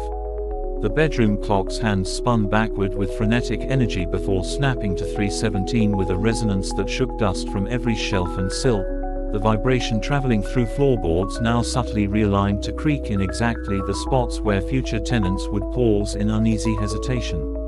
The attic's hope chest had vanished, replaced by an antique vanity that hadn't been there moments before, its mirror reflecting not the empty attic but a woman who looked almost like Claire, same dark hair, same sharp cheekbones, but with hollow eyes and a mouth stitched shut with silver thread, her fingers working tirelessly to wind a music box that sat center stage on the vanity's surface. Downstairs, the front door unlocked itself with a series of metallic clicks, swinging open just enough to let in the scent of freshly cut grass and the faintest echo of car tires on pavement, the promise of new arrivals, new meals, new iterations of the cycle. The walls absorbed these sounds greedily, their surfaces shimmering with barely restrained energy as the house prepared its laws, a faint whiff of chocolate chip cookies from the kitchen that would make the next tenant think of home, a patch of sunlight that fell just so across the living room floor to create an illusion of warmth and safety, the subtle rearrangement of furniture to guide wandering hands toward dust-free surfaces where family photos would one day sit, photos that currently existed only as potentialities in the house's hungry imagination. The music box in the attic began playing on its own, its melody no longer a twisted lullaby but something far more insidious, the exact chorus of Claire's favorite childhood song, slowed down just enough to feel wrong, the notes stretching and warping as they traveled through vents deliberately left unsealed during the last renovation. Silver threads seeped from the baseboards in what would become the master bedroom, weaving themselves into the carpet fibers with microscopic precision, each strand loaded with the genetic memory of every woman who had ever called this house home, their fears, their regrets, the exact pitch of their screams when realization finally struck. The bathroom mirror developed a barely perceptible flaw in its upper right corner, a distortion that would gradually grow over the coming months to reflect faces that weren't there, mouths moving in warnings the next tenant would dismiss as tricks of the light. Outside, the "for sale" sign's post sank another half-inch into the softened earth, its edges already weathering in patterns that resembled human teeth when viewed from just the right angle. The house exhaled through its chimney, a contented sigh that carried the faintest echo of Claire's last breath mingled with the whispers of all those who had come before, a chorus of voices now permanently embedded in the structure's DNA, their stories reduced to fuel for the next cycle, the next feast, the next wide-eyed woman who would walk through the front door believing she'd found her dream home.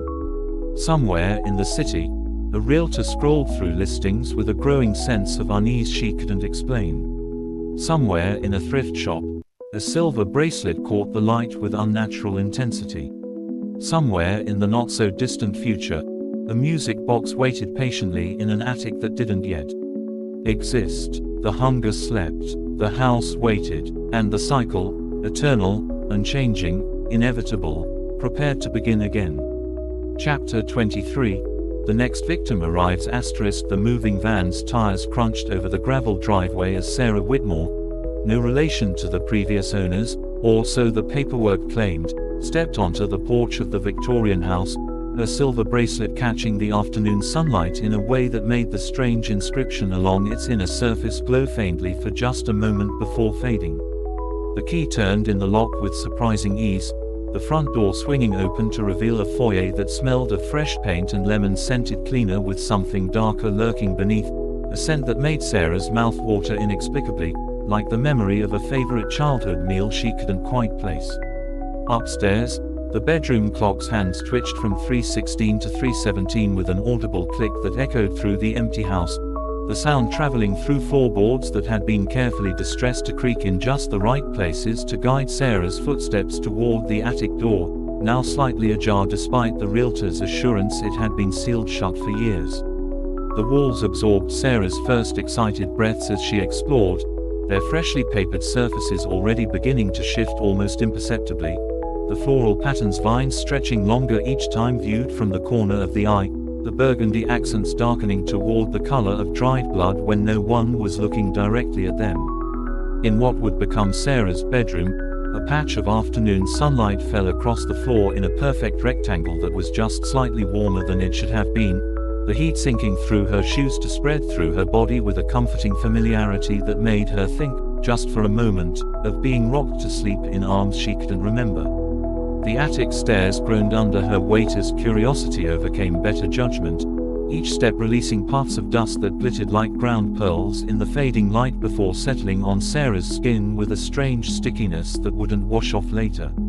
At the top, the music box waited on an antique vanity that hadn't been there during the final walkthrough, its polished surface free of dust despite the years the house had supposedly stood empty, the glass panel in its lid reflecting not Sarah's face but that of a woman who looked almost like her, same bone structure, same slight crook in the nose, but with hollow eyes and silver threads creeping up her neck like delicate jewelry turned parasitic.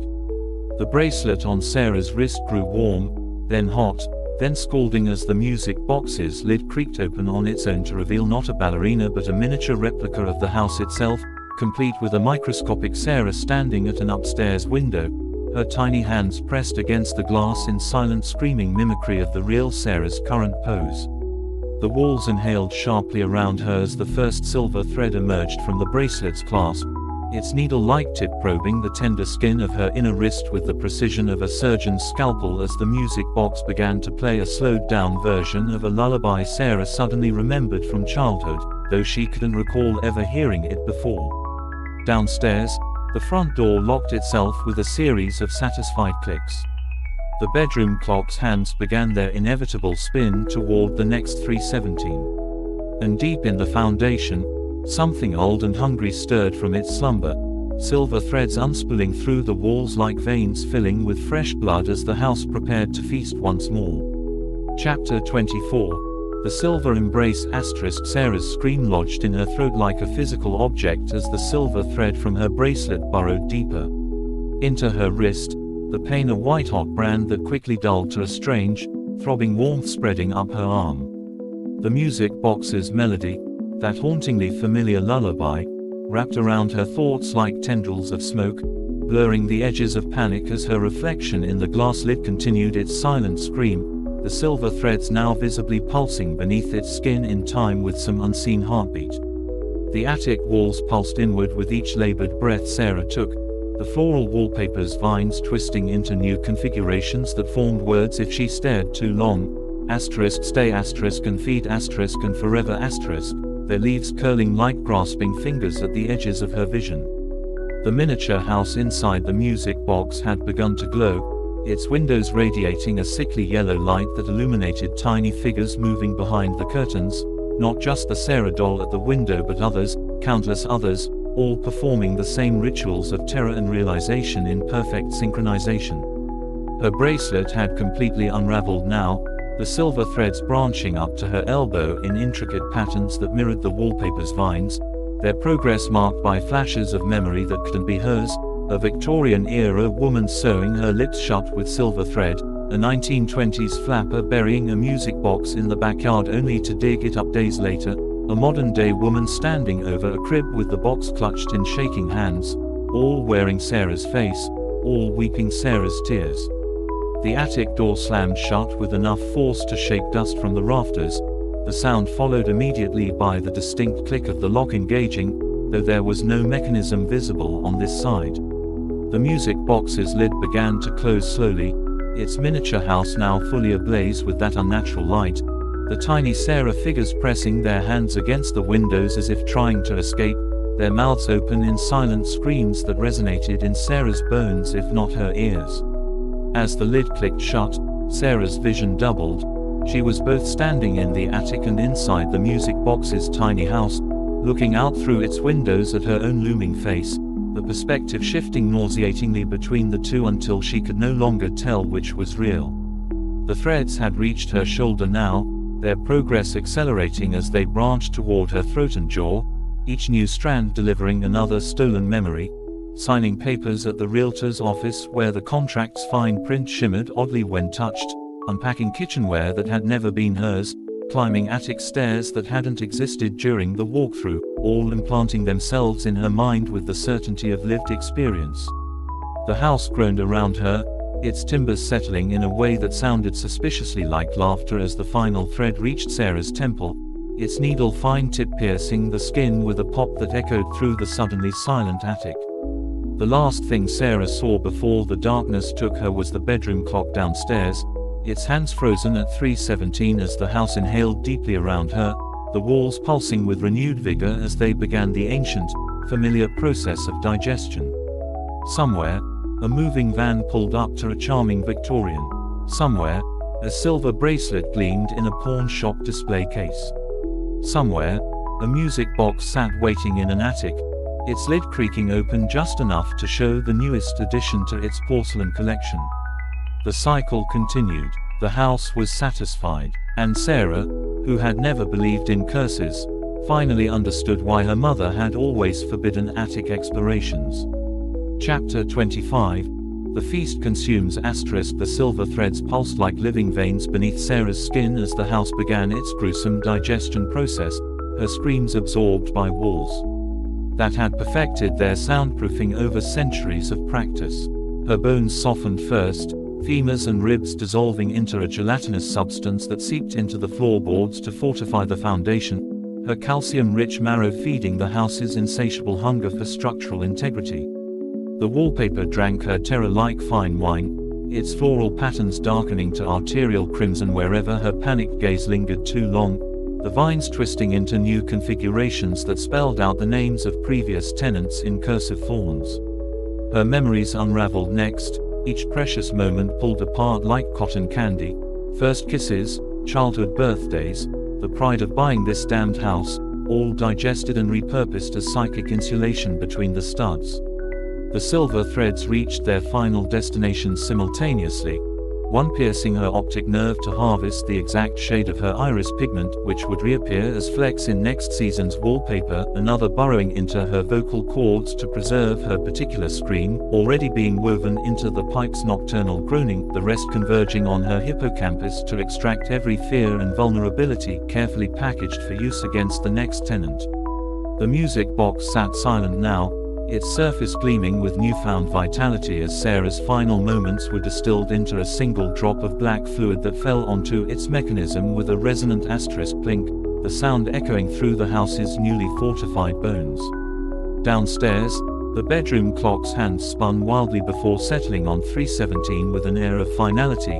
its internal gears now lubricated with traces of Sarah's bone marrow. The front door unlocked itself with a satisfied click, its hinges exhaling the last of Sarah's breath into the evening air where it would linger as that inexplicable, new house smell, for the next buyer. In the attic, the vanity had vanished, replaced by a hope chest that hadn't been there before, its interior lined with silver threads that pulsed in anticipation of the next host. The house shuddered contentedly, its pipes groaning as Sarah's essence circulated through its revitalized systems, her terror in the flickering lights, her loneliness in the way certain rooms stayed inexplicably cold, her suppressed claustrophobia in the subtle rearrangement of hallways to feel just slightly narrower than they were. Outside, the "for sale" signs post sank another inch into the earth, its placard now bearing faint tooth marks along one edge. Somewhere in the city, a realtor scrolled through listings with mounting unease. Somewhere in an antique shop, a silver bracelet caught the light at precisely 3:17 each afternoon. Somewhere in the not-so-distant future, a music box waited patiently in an attic that didn't yet exist, its tiny porcelain figure shifting position ever so slightly as the cycle prepared to begin anew. The hunger slept, the house remembered, and Sarah, what remained of Sarah, became just another whisper in the walls, another layer in the foundation, another course in a feast that had been ongoing since long before the Victorian era and would continue long after. The cycle continued, the house was satisfied, and deep in its newly fortified bones, something ancient and patient began counting down the days until the next moving van arrived.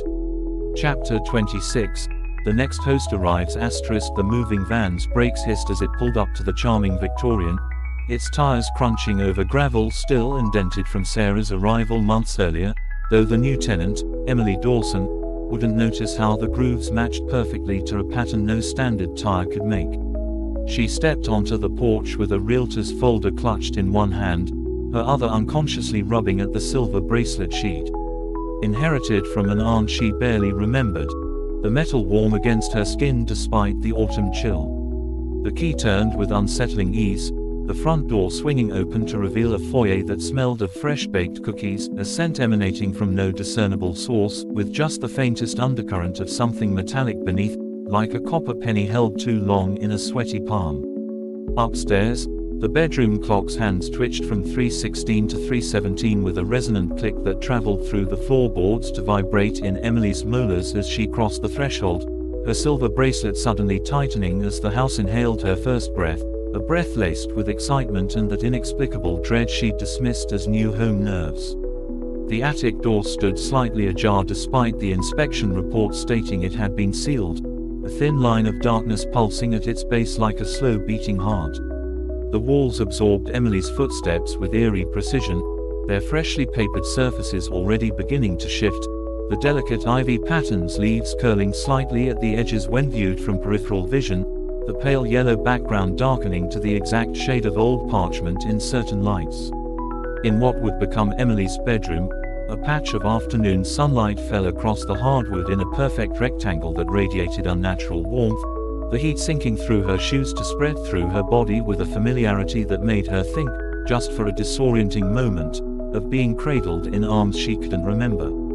The silver bracelet grew uncomfortably warm as she climbed the attic stairs, each step releasing puffs of dust that glittered like crushed pearls before settling stickily on her skin, dust that hadn't been there during the final walkthrough. At the top, the music box waited on a hope chest that definitely hadn't been present before, its polished surface free of dust despite the years the house had supposedly stood empty, the glass panel in its lid reflecting not Emily's face but that of a woman who looked almost like her, same chin, same arch of eyebrows, but with hollow eyes and silver threads creeping up her neck like some grotesque jewelry. The bracelet's clasp sprang open of its own accord, the first silver thread unspooling with needle-like precision as the music box's lid creaked open to reveal not a ballerina but a miniature replica of the house, complete with a microscopic Emily standing at an upstairs window, her tiny hands pressed against the glass in perfect mimicry of the real Emily's current pose. The walls inhaled sharply around her as the thread found its mark, burrowing into the tender skin of Emily's inner wrist with a pain that quickly faded to warmth, then to nothing at all as the connection solidified, her memories already being rewritten to include this moment as inevitable, the house's history weaving itself into her personal narrative with the ease of a spider repairing its web. Downstairs, the front door locked itself with a series of satisfied clicks. The bedroom clock's hands began their slow march toward the next 3:17. And deep in the foundation, something old and hungry stirred from its slumber, silver threads unspooling through the walls like veins filling with fresh blood as the house prepared to feast once more. The cycle continued, the hunger awakened, and Emily, who had never believed in haunted houses, took her first unwitting step toward becoming just another layer in the foundation. Chapter 27. The house's embrace tightens. Emily's breath hitched as the silver thread from her bracelet burrowed deeper into her wrist, the initial sting fading into a dull throb that pulsed in time with the attic's strange heartbeat, that subtle vibration she'd mistaken for distant traffic but now recognized as something far more organic. The music box's melody, a warped rendition of a lullaby her mother used to sing, wrapped around her thoughts like fog, smothering her rising panic as the miniature house inside the box began to glow, its windows radiating a sickly yellow light that illuminated tiny figures moving behind the curtains, not just the Emily doll at the window but countless others, all wearing variations of her face, all performing the same rituals of terror and realization in perfect synchronization. The walls exhaled a warm breath that smelled of funeral lilies and damp earth, the floral wallpaper's vines twisting into new configurations that formed words when she blinked, stay and feed and forever their leaves curling like grasping fingers at the edges of her vision. Her reflection in the music box's glass lid had changed again, the silver threads now visibly branching across its cheeks and forehead, pulsing with the same rhythm as the thing growing beneath her own skin. The attic door slammed shut with enough force to shake dust from the rafters, dust that swirled in the air like glitter before settling onto Emily's skin with a strange stickiness, each particle carrying fragments of memories that weren't hers, signing papers at the realtor's office where the contract's fine print shimmered oddly, unpacking kitchenware that had never been hers, climbing attic stairs that hadn't existed during the walkthrough, all implanting themselves in her mind with the certainty of lived experience. The threads had reached her elbow now, their progress accelerating as they branched toward her shoulder, each new strand delivering another stolen memory, a childhood nightmare of being trapped in an endless hallway, the scent of funeral lilies at her aunt's service, The inexplicable dread she'd felt upon first walking into this house that she chalked up to excitement, all being methodically replaced with the house's curated recollections. The music box's lid began to close slowly, its miniature house now fully ablaze with that unnatural light, the tiny Emily figures pressing their hands against the windows as if trying to escape, their mouths open in silent screams that resonated in Emily's bones if not her ears.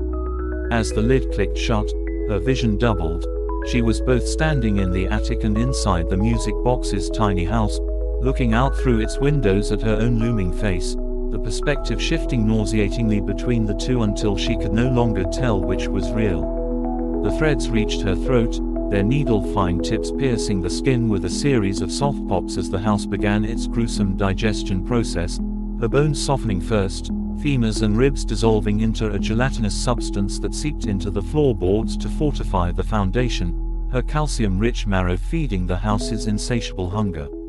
The wallpaper drank her terror-like fine wine, its patterns darkening to arterial crimson wherever her panicked gaze lingered too long. Her memories unraveled next, first kisses, childhood birthdays, the pride of buying this damned house, all digested and repurposed as psychic insulation between the studs. The bedroom clock downstairs struck 3:17 with a resonance that shook the house's newly fortified bones, its gears now lubricated with traces of Emily's essence. The front door unlocked itself with a satisfied click, exhaling the last of Emily's breath into the evening air where it would linger as that inexplicable, new house smell, for the next buyer. In the attic, the hope chest had vanished, replaced by an antique vanity that hadn't been there before, its mirror reflecting not the empty room but a woman who looked almost like Emily, same bone structure, same slight crook in the nose, but with hollow eyes and silver threads creeping up her neck, her fingers working tirelessly to wind a music box that sat center stage on the vanity's surface. Somewhere in the city, a realtor scrolled through listings with mounting unease. Somewhere in a pawn shop,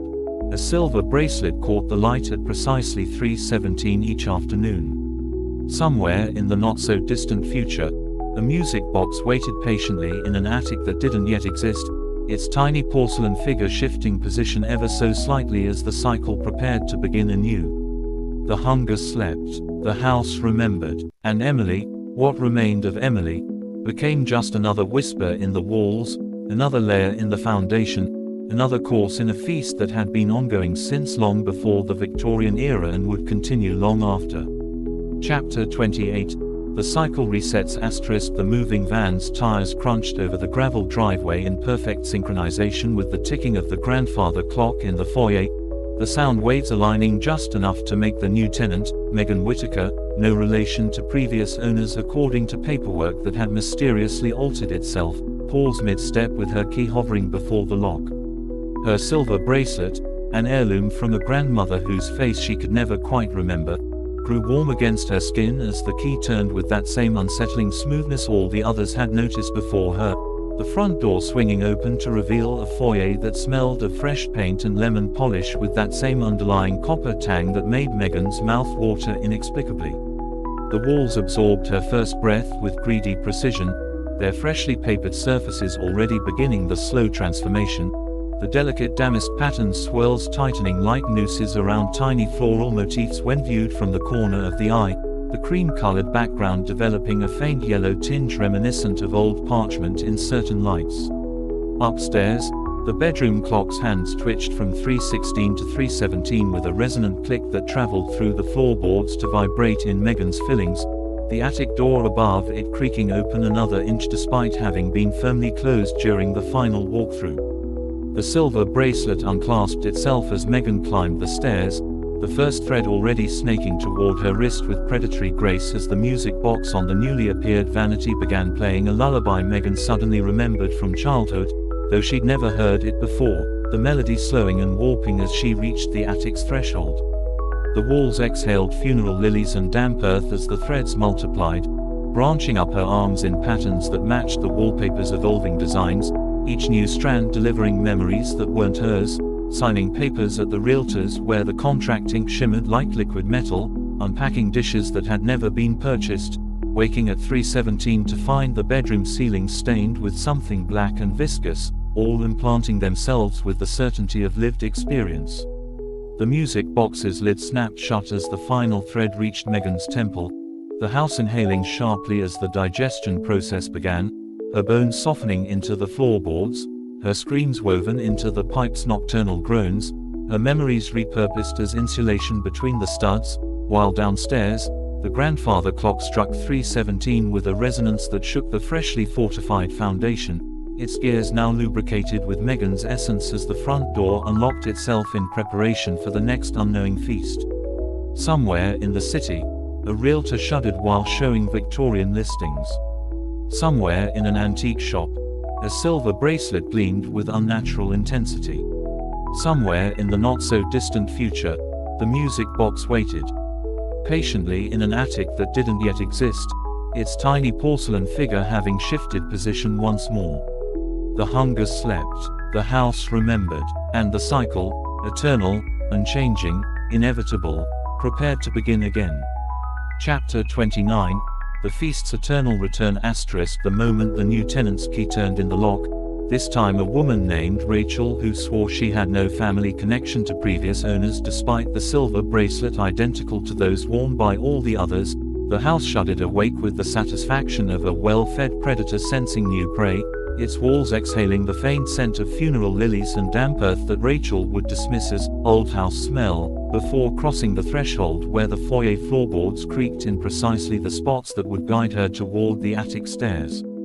The bedroom clock upstairs ticked once, loudly, its hands snapping to 3:16 before resuming their normal rhythm as the attic door, which the home inspector had certified as permanently sealed, swung open another inch, releasing a puff of dust that glittered like crushed pearls in the afternoon light before settling onto Rachel's skin with an adhesive quality no amount of washing would remove.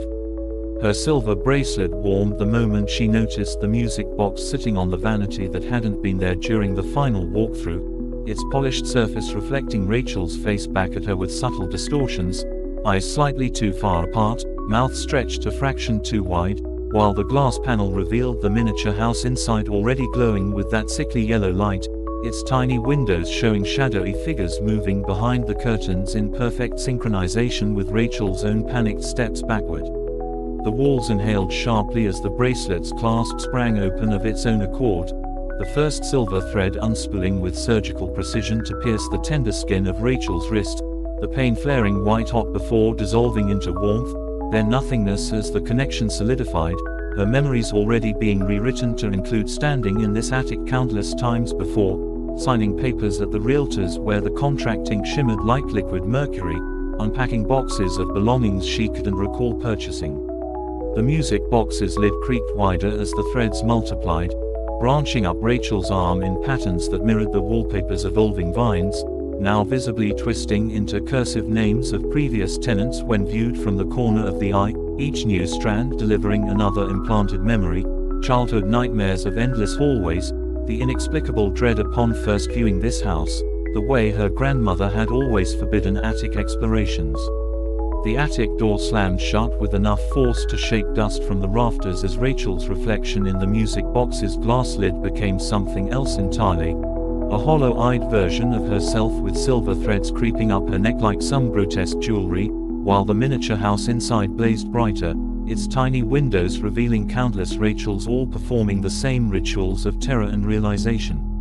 The walls exhaled funeral lilies and damp earth as the threads reached her throat, their needle-fine tips piercing skin with soft pops that echoed through the suddenly silent attic while the house began its gruesome digestion process, Rachel's bones softening first, dissolving into gelatinous substance that seeped into floorboards to fortify the foundation, her screams absorbed by walls that had perfected their soundproofing over centuries, her memories unraveling to be repurposed as psychic insulation between studs. Downstairs, the bedroom clock struck 3:17 with a resonance that shook the house's newly fortified bones, its gears now lubricated with traces of Rachel's essence as the front door unlocked itself with a satisfied click, exhaling the last of her breath into the evening air where it would linger as that inexplicable, new house smell, for the next buyer. In the attic, the vanity had transformed into a hope chest lined with pulsing silver threads, while outside, The "for sale" signs post sank another inch into earth that had grown unnaturally soft. Somewhere in the city, a realtor scrolled through listings with mounting unease. Somewhere in an antique shop, a silver bracelet caught the light at precisely 3:17 each afternoon. Somewhere in the not-so-distant future, the music box waited patiently in an attic that didn't yet exist, its tiny porcelain figure having shifted position once more. The hunger slept, the house remembered, and the cycle, eternal, unchanging, inevitable, prepared to begin again. Chapter 30. The house's true nature revealed the moment the latest tenant, Lillian Whitaker, though she'd insisted to the realtor she had no connection to previous owners despite sharing both surname and silver bracelet, crossed the threshold. The house inhaled deeply through its floorboard pores and window crack vents, savoring the particular chemical composition of her fear disguised as excitement, that delicious cocktail of cortisol and adrenaline that made the digestion process so much smoother. The walls pulsed with renewed vigor as Lillian's silver bracelet, identical to all the others before it, grew warm against her skin, its unreadable inscription glowing faintly as she absent-mindedly rubbed at it while admiring the foyer's craftsmanship, completely unaware of how the floral wallpaper's vines subtly reoriented themselves to track her movements, their leaves curling like grasping fingers whenever her back was turned. Upstairs, the bedroom clock's hands stuttered from 3:16 to 3:17 with a resonant click that traveled through the house's newly reinforced bones, fortified by the calcium-rich marrow of previous tenants, just as the attic door creaked open another inch, releasing a puff of dust that glittered unnaturally in the afternoon light before settling onto Lillian's skin with an adhesive quality no amount of washing would remove. The music box sat waiting on the freshly materialized vanity, its polished surface reflecting Lillian's face back at her with those now familiar distortions, eyes too far apart, mouth too wide, while the glass panel revealed the miniature house inside already glowing with sickly yellow light, its tiny windows showing shadowy figures moving in perfect synchronization with Lillian's own hesitant steps forward. When the bracelet's clasp sprang open, the first silver thread unspooled with the precision of a spider launching its initial silk strand, piercing the tender skin of Lillian's wrist with a pain that flared white-hot before dissolving into warmth, then nothingness as the connection solidified, her memories already being rewritten to include standing in this attic countless times before, signing papers at the realtor's where the contract ink shimmered like liquid mercury, unpacking boxes of belongings she couldn't recall purchasing. The walls inhaled funeral lilies and damp earth as the threads multiplied, branching up Lillian's arm in patterns that mirrored the evolving wallpaper vines, now visibly twisting into the names of previous tenants, each new strand delivering implanted memories, childhood nightmares of endless hallways, the scent of her grandmother's perfume at a funeral she couldn't place, the inexplicable dread upon first viewing this house that she'd dismissed as excitement. The music box's lid creaked wider as the miniature house inside blazed brighter, its tiny windows revealing countless Lillians all performing the same rituals of terror and realization while the walls exhaled warm breath that smelled of turned earth and spoiled milk, the floral patterns now darkening to arterial crimson wherever Lillian's panicked gaze lingered too long. When the attic door slammed shut with enough force to shake silver threads loose from the rafters, each one loaded with the genetic memory of previous tenants, Lillian's reflection in the music box's glass lid became something else entirely, a hollow-eyed version of herself with threads creeping up her neck like grotesque jewelry as the miniature house's windows showed the final act, Lillian's young and old lowering the music box into cribs, signing deeds with hands made of silver thread, becoming part of the walls themselves. The digestion process began in earnest as the threads reached her throat, her bones softening into the floorboards, her screams woven into the pipe's nocturnal groans, her memories repurposed as insulation between studs, while downstairs, the bedroom clock struck 3:17 with a resonance that shook the house's foundation, its gears now lubricated with Lillian's essence as the front door unlocked itself with a satisfied click. Outside, the "for sale" signs post sank another inch into unnaturally soft earth, its edges now bearing tooth marks that hadn't been there before. Somewhere in the city, a realtor shuddered while showing Victorian listings. Somewhere in an antique shop,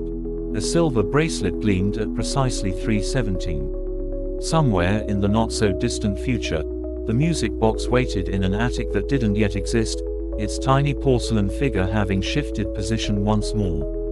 The hunger slept, the house remembered, and the cycle, eternal, unchanging, inevitable, prepared to begin again. Chapter 31. The Hunger Awakens. The house had been waiting for this particular tenant, Eleanor Whitmore, though she'd vehemently denied any relation to previous owners despite the silver bracelet that perfectly matched those now dissolved into its walls, longer than usual, its foundation pulsing with anticipation as she turned the key with hands that trembled just enough to make the silver threads in her bracelet vibrate sympathetically. The moment she crossed the threshold, the foyer walls absorbed her first breath with a shudder of pleasure, the lemon-scented cleaning solution the realtors used masking the underlying aroma of damp earth and funeral flowers that had been baked into the house's bones over generations of careful feeding. Upstairs, the bedroom clock's hands stuttered from 3:16 to 3:17 with a click that resonated through Eleanor's fillings, the attic door above it creaking open another inch to release a puff of dust that glittered like crushed black pearls before settling stickily onto her skin, dust that hadn't been present during the final walkthrough, dust that carried microscopic fragments of previous tenants' bones. The music box sat waiting on the vanity that materialized the moment Eleanor's foot touched the attic stairs, its polished surface reflecting her face back with those now familiar distortions, eyes too far apart, mouth stretched slightly too wide, while the glass panel revealed the miniature house inside already glowing with that sickly yellow light, its tiny windows showing shadowy figures moving in perfect synchronization with Eleanor's own hesitant steps forward. When the bracelet's clasp sprang open with a sound like a bone snapping, the first silver thread unspooled with the precision of a surgeon's suture, piercing the tender skin of Eleanor's wrist with a pain that flared white-hot before dissolving into warmth, then nothingness as the connection solidified, her memories already being rewritten to include standing in this attic countless times before, signing papers at the realtors where the contract ink shimmered like liquid mercury, unpacking boxes of belongings she couldn't recall purchasing. The walls pulsed around her as the threads multiplied, branching up Eleanor's arm in intricate patterns that mirrored the evolving wallpaper vines, now visibly twisting into the names of previous tenants in cursive thorns, each new strand delivering implanted memories, childhood nightmares of endless hallways that smelled of funeral lilies, the way her grandmother had always forbidden attic explorations, the inexplicable dread upon first viewing this house that she'd dismissed as excitement. The music box's lid creaked wider as the miniature house inside blazed brighter, its tiny windows revealing countless Eleanors all performing the same rituals, signing contracts with hands that weren't entirely their own, waking at 3:17 to find ceiling stains spreading above their beds, climbing attic stairs that grew longer with each step, while the walls exhaled warm breath that smelled of turned earth and spoiled milk, the floral patterns darkening to arterial crimson wherever Eleanor's panicked gaze lingered too long. When the attic door slammed shut with enough force to dislodge silver threads from the rafters, each one loaded with the genetic memory of previous tenants, Eleanor's reflection in the music box's glass lid became something else entirely, a hollow-eyed version of herself with threads creeping up her neck like grotesque jewelry as the miniature house's windows showed the final act, Eleanor's young and old lowering the music box into cribs, sewing their lips shut with silver thread, dissolving into the walls themselves. The digestion process began in earnest as the threads reached her throat, her bones softening into the floorboards with wet cracks, her screams being woven into the pipe's nocturnal groans, her memories repurposed as insulation between studs, while downstairs, the bedroom clock struck 3:17 with a resonance that shook the house's foundation, its gears now lubricated with Eleanor's essence as the front door unlocked itself with a satisfied click. Outside, the "for sale" signs post sank another inch into unnaturally soft earth, its edges now bearing tooth marks that hadn't been there before. Somewhere in the city, a realtor shuddered while showing Victorian listings. Somewhere in an antique shop, a silver bracelet gleamed at precisely 3:17. Somewhere in the not-so-distant future, the music box waited in an attic that didn't yet exist, its tiny porcelain figure having shifted position once more. The hunger slept, the house remembered, and the cycle, eternal, unchanging, inevitable, prepared to begin again. Chapter 32, The Inheritance of Silver *. The moment Cassandra Whitaker, no relation, she insisted, despite the heirloom bracelet and the way her hand trembled identically to all the others, stepped into the foyer, the house tasted the unique chemical signature of her unease disguised as excitement, that perfect blend of cortisol and adrenaline that made the digestion process smoother. The silver bracelet warmed instantly against her skin, its inscription pulsing faintly as the walls inhaled her first breath, absorbing the particular timbre of her heartbeat to add to their collection. Upstairs, the bedroom clock's hands snapped to 3:17 with a resonance that traveled through Cassandra's bones, the attic door creaking open to release dust that glittered like crushed obsidian before adhering to her skin with impossible stickiness. The music box waited on the freshly materialized vanity, its glass lid reflecting Cassandra's face with those telltale distortions, eyes drifting too far apart, mouth stretching beyond natural limits, while inside, the miniature house glowed with sickly light, its windows revealing shadowy figures. Moving in perfect sync with Cassandra's hesitant steps forward, the bracelet's clasp sprang open with a sound like a vertebrae cracking, the first silver thread unspooling with surgical precision to pierce her wrist, the pain flaring then vanishing as the connection solidified, rewriting her memories to include countless prior visits to this attic, signatures on shimmering contracts, possessions she'd never owned. The walls pulsed as threads multiplied up her arm, their branching patterns mirroring the evolving wallpaper vines that now spelled out names in cursive thorns: Eleanor, Lillian, Rachel, each new strand implanting fresh recollections, childhood terrors of endless hallways, her grandmother's funeral lilies, the inexplicable dread upon first viewing this house.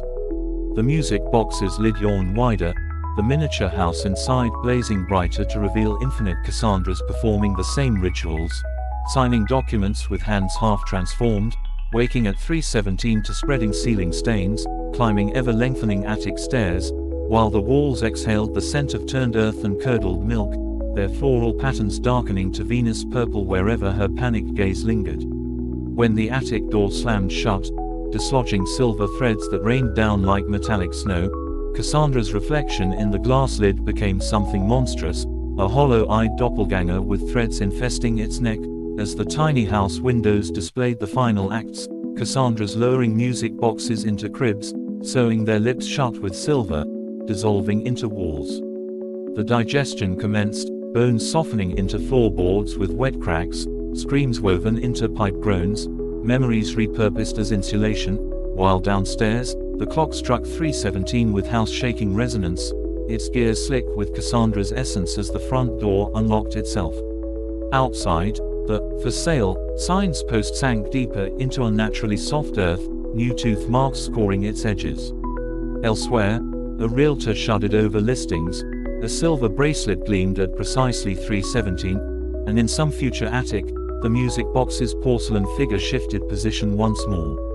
The hunger rested, the house remembered, the cycle continued, eternal, inevitable, and utterly unchanged. Chapter 33, The Silver Legacy continues. The moving van's tires crunched over gravel still imprinted with the ghostly tread marks of countless previous arrivals as Olivia Whitaker, who had spent her entire life insisting the recurring surname was pure coincidence, stepped onto the porch of the Victorian house, her silver bracelet growing inexplicably warm against her skin the moment her fingers touched the doorknob. The key turned with that same unsettling smoothness all the others had noted before her, the lock's mechanism groaning like a man stretching after long sleep as the foyer exhaled a breath of lemon polish and something darker beneath, copper and damp earth and the waxy scent of funeral flowers that triggered a visceral memory Olivia couldn't quite place. The bedroom clock upstairs clicked from 3:16 to 3:17 with a resonance that vibrated through Olivia's molars as she admired the craftsmanship of the banister, completely unaware of how the wood grain subtly reoriented itself to form faces when viewed from peripheral vision, their mouths opening in silent screams that matched the exact frequency her ears couldn't quite register. The attic door stood slightly ajar despite the realtor's assurances it had been sealed for decades, a thin line of darkness pulsing at its base like a slow-beating heart as Olivia climbed the stairs, each step releasing puffs of dust that glittered like crushed onyx before settling stickily onto her skin, dust that contained microscopic fragments of previous tenants' bones, though she'd never know to look. The music box waited on the vanity that hadn't been present during the final walkthrough, its polished surface reflecting Olivia's face back with those now characteristic distortions, eyes drifting too far apart, mouth stretching slightly too wide, while the glass panel revealed the miniature house inside already glowing with sickly yellow light, its tiny windows showing shadowy figures moving in perfect synchronization with Olivia's own hesitant steps forward. When her bracelet's clasp sprang open with a sound like a knuckle cracking, the first silver thread unspooled with the precision of a spider's initial silk strand, piercing the tender skin of Olivia's wrist with a pain that flared white-hot before dissolving into warmth, then nothingness as the connection solidified, her memories already being rewritten to include standing in this attic countless times before, signing papers at the realtor's where the contract ink shimmered like liquid mercury, unpacking boxes of belongings she couldn't recall purchasing. The walls pulsed around her as the threads multiplied, branching up Olivia's arm in intricate patterns that mirrored the evolving wallpaper vines, now visibly twisting into the names of previous tenants in cursive thorns, each new strand delivering implanted memories, childhood nightmares of endless hallways that smelled of funeral lilies, the way her mother had always forbidden attic explorations, the inexplicable dread upon first viewing this house that she'd dismissed as excitement.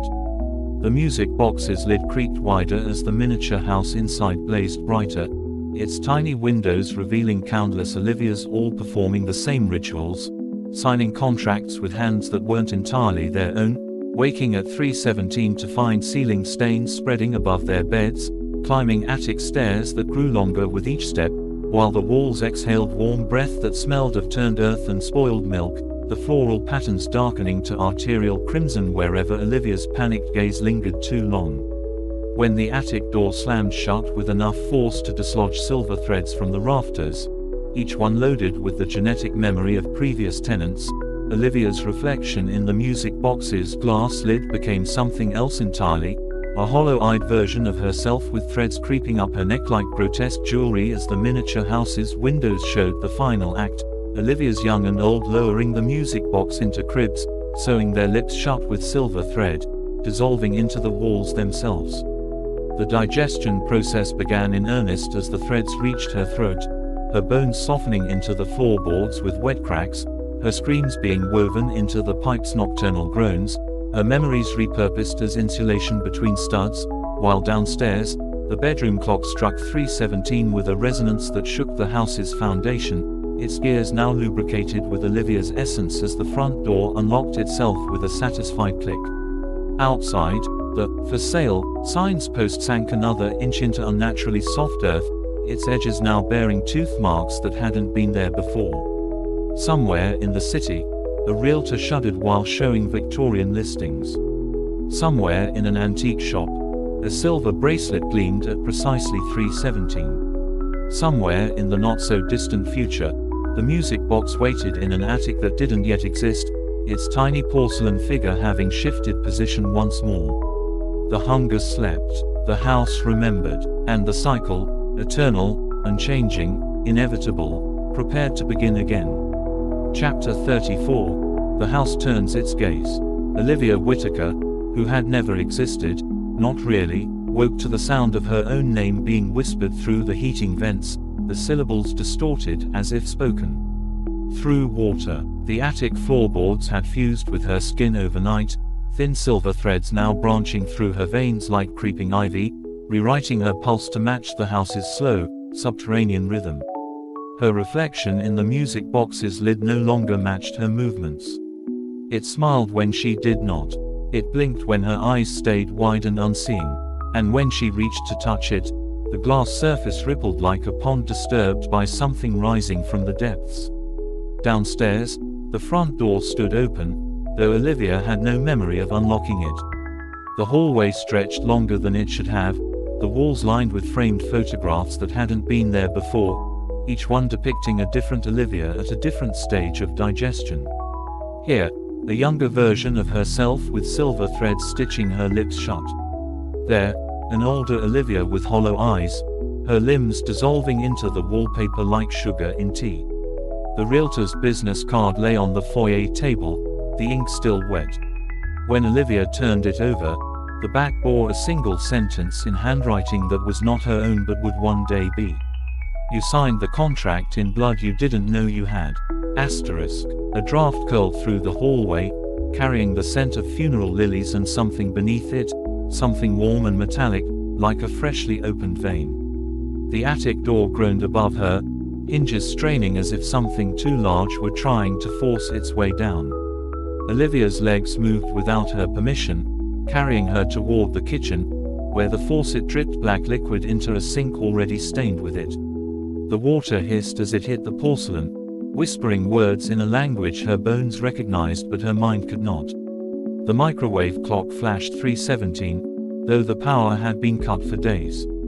The silver bracelet on her wrist, now fused to her skin, the metal grown into her flesh like roots, throbbed in time with the house's pulse. And then, from the basement, a sound, not a knock, not a scratch, but the wet, yielding tear of something unfolding itself asterisk in the dark. Olivia's mouth opened. The house spoke through it. Welcome home. Outside, the "for sale" sign creaked in a wind that did not exist, its post sinking deeper, deeper asterisk, into the earth's waiting jaws.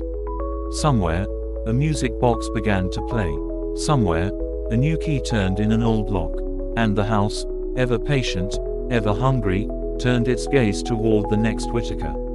Chapter 35. The Whittaker Curse Manifests. The moment Olivia's foot crossed the basement threshold, the house exhaled, a slow, shuddering breath that carried the scent of wet earth and rusted nails, of funeral lilies left to rot in stagnant water. The stairs beneath her groaned not with protest but with recognition, the wood remembering the weight of every Whittaker who had ever descended these steps, each one leaving behind traces of themselves in the grain. The silver threads in her veins pulsed in time with the house's heartbeat, a rhythm that was not quite sound but something deeper, something felt in the marrow. The single bare bulb flickered above her, casting jagged shadows that slithered along the concrete walls like living things, and when she reached the bottom, she found the basement was not a basement at all but a vast, yawning cavity, its walls lined with the same floral wallpaper that adorned the upper floors, though here the patterns had darkened into something thicker, something that glistened when the light caught it just right. The air was heavy with the copper tang of old blood and the cloying sweetness of decay, and beneath her feet, the floor was not concrete but packed earth, still damp as if freshly turned. At the center of the room stood a chair, an ornate, high-backed thing that looked as though it had been carved from the same dark wood as the banister upstairs, its surface etched with the same swirling patterns that now twisted beneath Olivia's skin. The seat was stained, the fabric worn thin in places, and as she approached, the threads in her arm tugged her forward, an insistent pressure that left no room for resistance. She sat without meaning to, her body moving as if pulled by invisible strings, and the moment her weight settled into the chair, the room seemed to contract around her, the walls breathing in as if savoring the moment. From the shadows, something shifted. A figure emerged, not quite solid, not quite human, its form composed of the same silver threads that now wove through Olivia's flesh. It moved with a liquid grace, its limbs elongating and contracting like smoke, and when it reached for her, its fingers were not fingers at all but thin, gleaming filaments, each one tipped with a needle-sharp point. Olivia tried to scream, but her throat was already threaded shut, her voice reduced to a muffled whimper as the thing leaned in, its face, if it could be called a face, hovering inches from hers. It had no eyes, only hollow sockets that pulsed with the same sickly yellow light that had glowed from the music box's windows, and when it spoke, its voice was not a voice but a vibration that resonated in Olivia's bones. "You are home now," asterisk, it whispered, the words slithering into her mind like worms into damp soil. "You have always been home." Asterisk. The threads in her arms surged, branching outward, weaving themselves into the chair, into the floor, into the very walls of the house. Olivia's vision blurred as her memories unraveled, replaced by new ones, memories of signing contracts with ink that seeped into her skin, of waking night after night to the sound of the attic door creaking open on its own, of watching her reflection in the music box's lid twist into something that was no longer her. She saw herself as a child, standing in this very basement, her small fingers tracing the patterns on the chair. She saw herself as an old woman, her body half dissolved into the wallpaper, her mouth sewn shut with silver thread. She saw herself in every stage between 100 Olivias, 1,000, all bound to the house, all feeding its hunger. And then, the final memory, a woman who looked like her, but wasn't, not quite, standing in the foyer, a suitcase in hand, her eyes wide with the same dawning horror Olivia had felt when she first stepped inside. The next Whittaker, the next meal, the house shuddered around her, its foundations shifting as it prepared itself for the new arrival. The attic door upstairs swung open with a groan, the music box inside beginning to play a tune that was not a tune but a summoning. The "For Sale" sign outside tilted ever so slightly, its post sinking another inch into the earth. And Olivia, what was left of her, smiled with a mouth that was no longer entirely her own. "Welcome home," the house whispered through her lips. And the cycle began again. Chapter 36, The Feast of Whittakers *. The moment the new key turned in the lock, that same impossibly smooth rotation every Whittaker key had made for generations, the house exhaled through its floorboards, its pipes singing a wet, metallic welcome as the latest Olivia Whittaker, though she'd sworn up and down at the closing that the surname was merely unfortunate coincidence, crossed the threshold into the foyer where the air hung thick with the scent of lemon polish over something far older and hungrier, her silver bracelet immediately growing fever-hot against her wrist as she admired the stained glass windows' kaleidoscope patterns that shifted subtly when unobserved, the colors bleeding into configurations that spelled out names: Margaret Whittaker 1889, Elias Whittaker 1923, Lucinda Whittaker 1987, in stained glass eulogies that vanished when blinked at. The realtor's cheerful voice echoed from some impossible distance as she pointed out the original Victorian details, while the wallpaper behind her pulsed with slow, vegetative hunger, its floral patterns curling into thorn tendrils that reached for the new Olivia's shadow when she passed. Upstairs, the bedroom clock's hands froze at 3:17 as they had for every Whittaker's first night, its gears now clogged with the ossified remnants of previous tenants' final screams, while in the attic the music box's lid creaked open just enough to release a single silver thread that slithered down the banister like a living thing, its progress marked by the faintest indentation in the wood that previous threads had worn smooth over decades. The basement door stood ajar despite the realtor's firm insistence it had been nailed shut, the darkness beyond breathing in perfect synchronization with Olivia's own increasingly panicked breaths as she climbed the stairs where each step groaned just a half second before her foot made contact, the house always one movement ahead of its prey. By midnight her reflection in the hallway mirror had developed a slight delay, its movements lagging behind hers by 3 full seconds and smiling when she did not, its eyes now the same sickly yellow as the light that spilled from beneath the attic door where the music box's tune played in reverse, a sound like bones being sucked clean of marrow. When she woke at 3:17 to find her left hand wrist deep in the bedroom wall, the plaster having turned disturbingly pliant and warm, she realized with dawning horror that the house wasn't digesting her but rather incorporating her, that the silver threads now branching through her nervous system was stitching her into the very fabric of the building where generations of Whittakers whispered behind the walls, their half-digested consciousnesses pulsing through the pipes and groaning in the floorboards. Downstairs, the front door unlocked itself with a satisfied click as the "For Sale" sign outside tilted another few degrees toward the unnaturally soft earth, its post now ringed with what looked like teeth marks, while in an antique shop 3 towns over, another silver bracelet gleamed under display lights at precisely 3:17, its clasp already working itself loose in anticipation.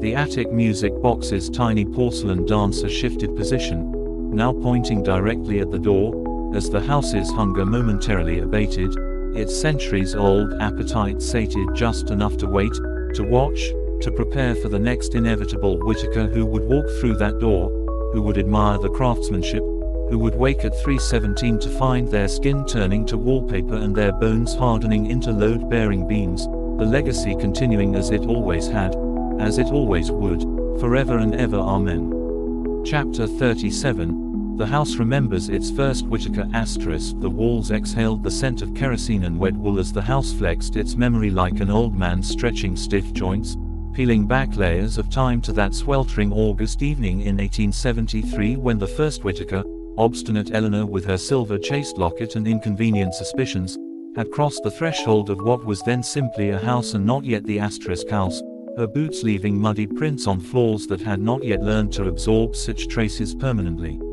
The gaslights flickered that night not from supernatural interference but from perfectly mundane shoddy plumbing as Eleanor examined the clawfoot tub where her predecessor, not a Whittaker, never a Whittaker, just some unfortunate Irish immigrant whose name the house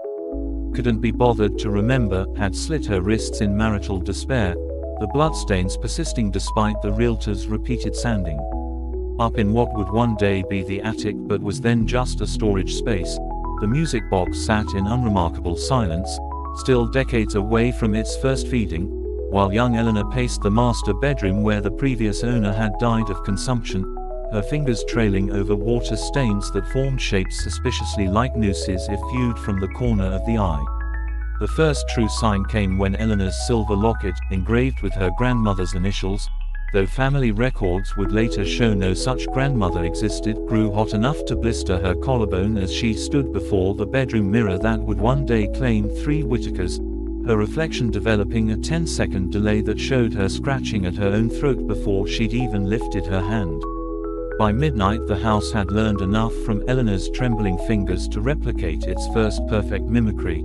the sound of her dead brother's voice calling from the basement where only coal should be, the words, "Ellie, why'd you let me drown?" echoing up through pipes that had never been connected to any basement. When Eleanor fled barefoot into the storm, her petticoat soaked with August rain and something darker leaching up from the floorboards, the house felt its first true hunger pang, a sensation that would take 7 more Whittakers across 40 years to properly define. The locket she tore from her neck in her flight, the chain taking strips of flesh with it, sank into the porch steps where the wood absorbed it with the same relentless patience the house would later show digesting entire Whittakers, the silver melting into the grain to form the first of what would become thousands of threads. By the time the police found Eleanor's waterlogged body 3 miles downstream, her lungs inexplicably packed with attic insulation and her fingernails embedded with floral wallpaper fibers, the house had already begun its transformation, the music box's gears shifting from brass to something more organic, the attic walls developing their first predatory lean, the bedroom clock freezing for the very first time at 3:17 as if observing a moment of silence.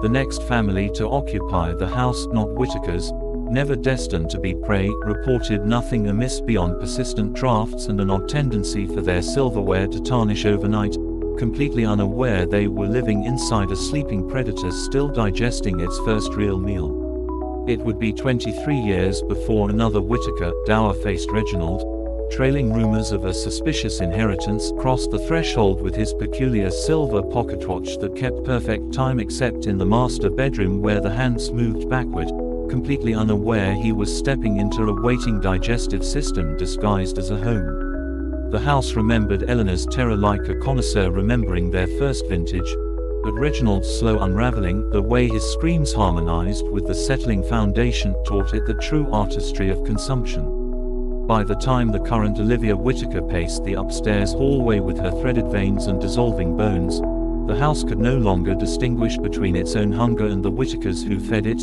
every sob, every whimper, every final realization that the front door wouldn't open from the inside woven permanently into the plaster like fly traps woven from ancestral trauma. Outside, the rain fell in the same patterns it had the night Eleanor fled, each droplet hitting the "for sale" sign with the precision of a metronome counting down to the next feeding, while deep in the walls, the house's oldest silver thread, once a locket chain, now a neural filament, thrummed with anticipation.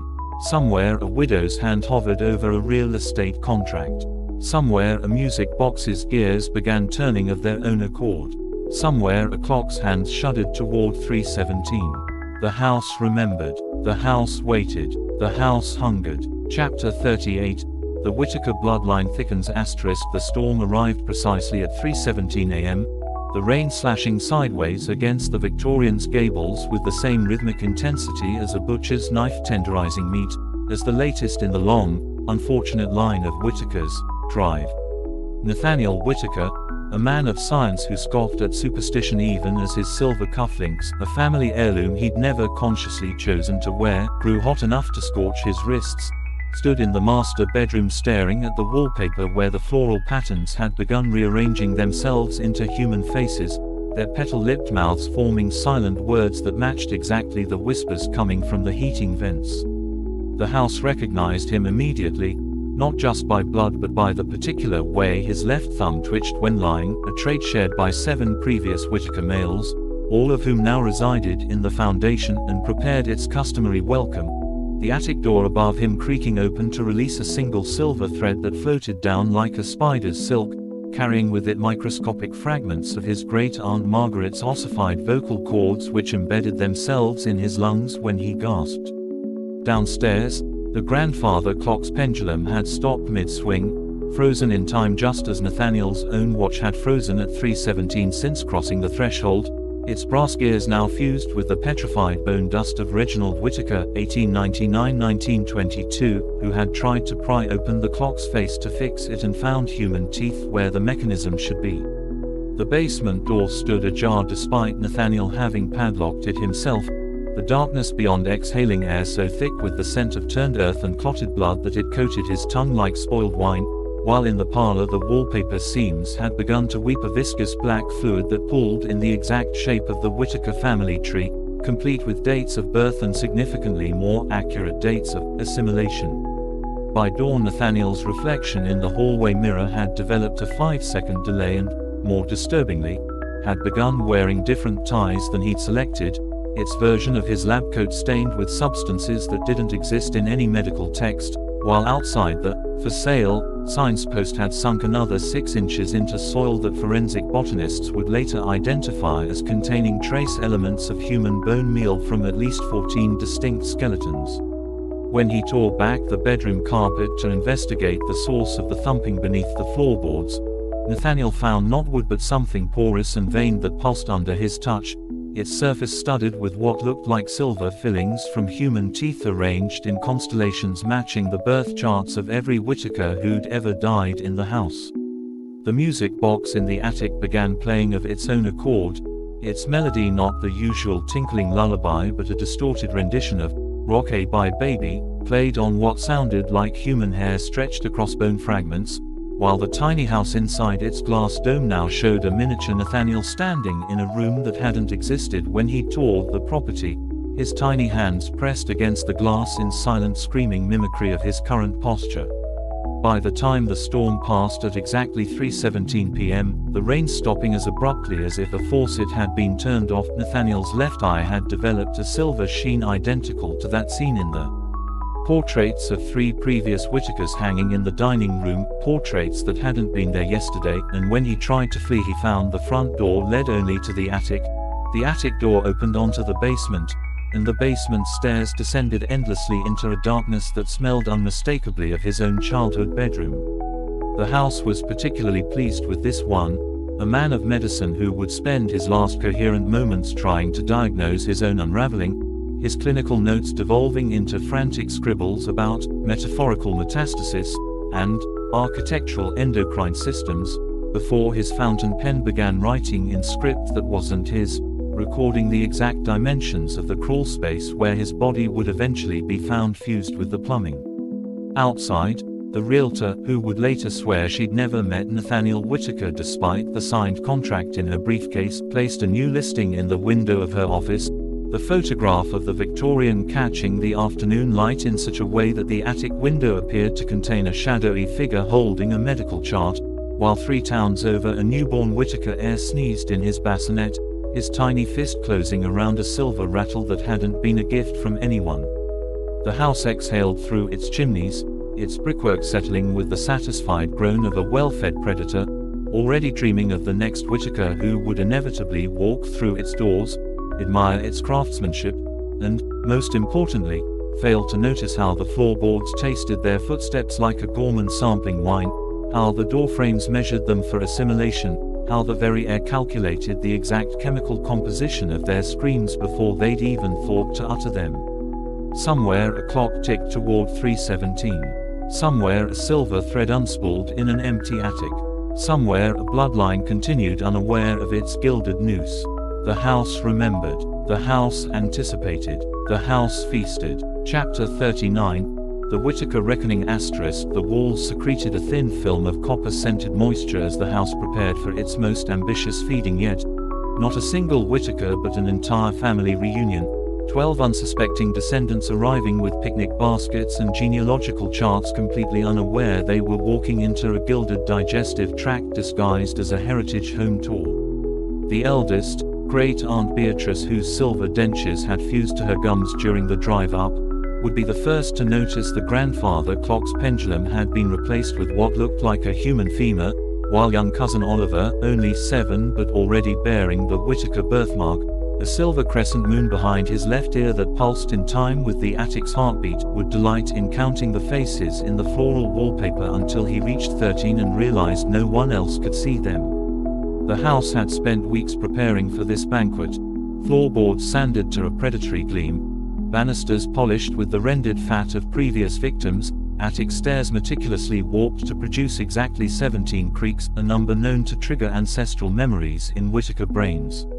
As the family gathered in the parlor where the tea service had arranged itself into a perfect recreation of their family tree, the sugar cubes etched with dates of death, the walls began their subtle work, pumping pheromones that smelled like childhood memories into the HVAC system, adjusting shadows to match repressed traumas, tuning the pipes to hum at frequencies known to dissolve rational thought in Whittaker DNA.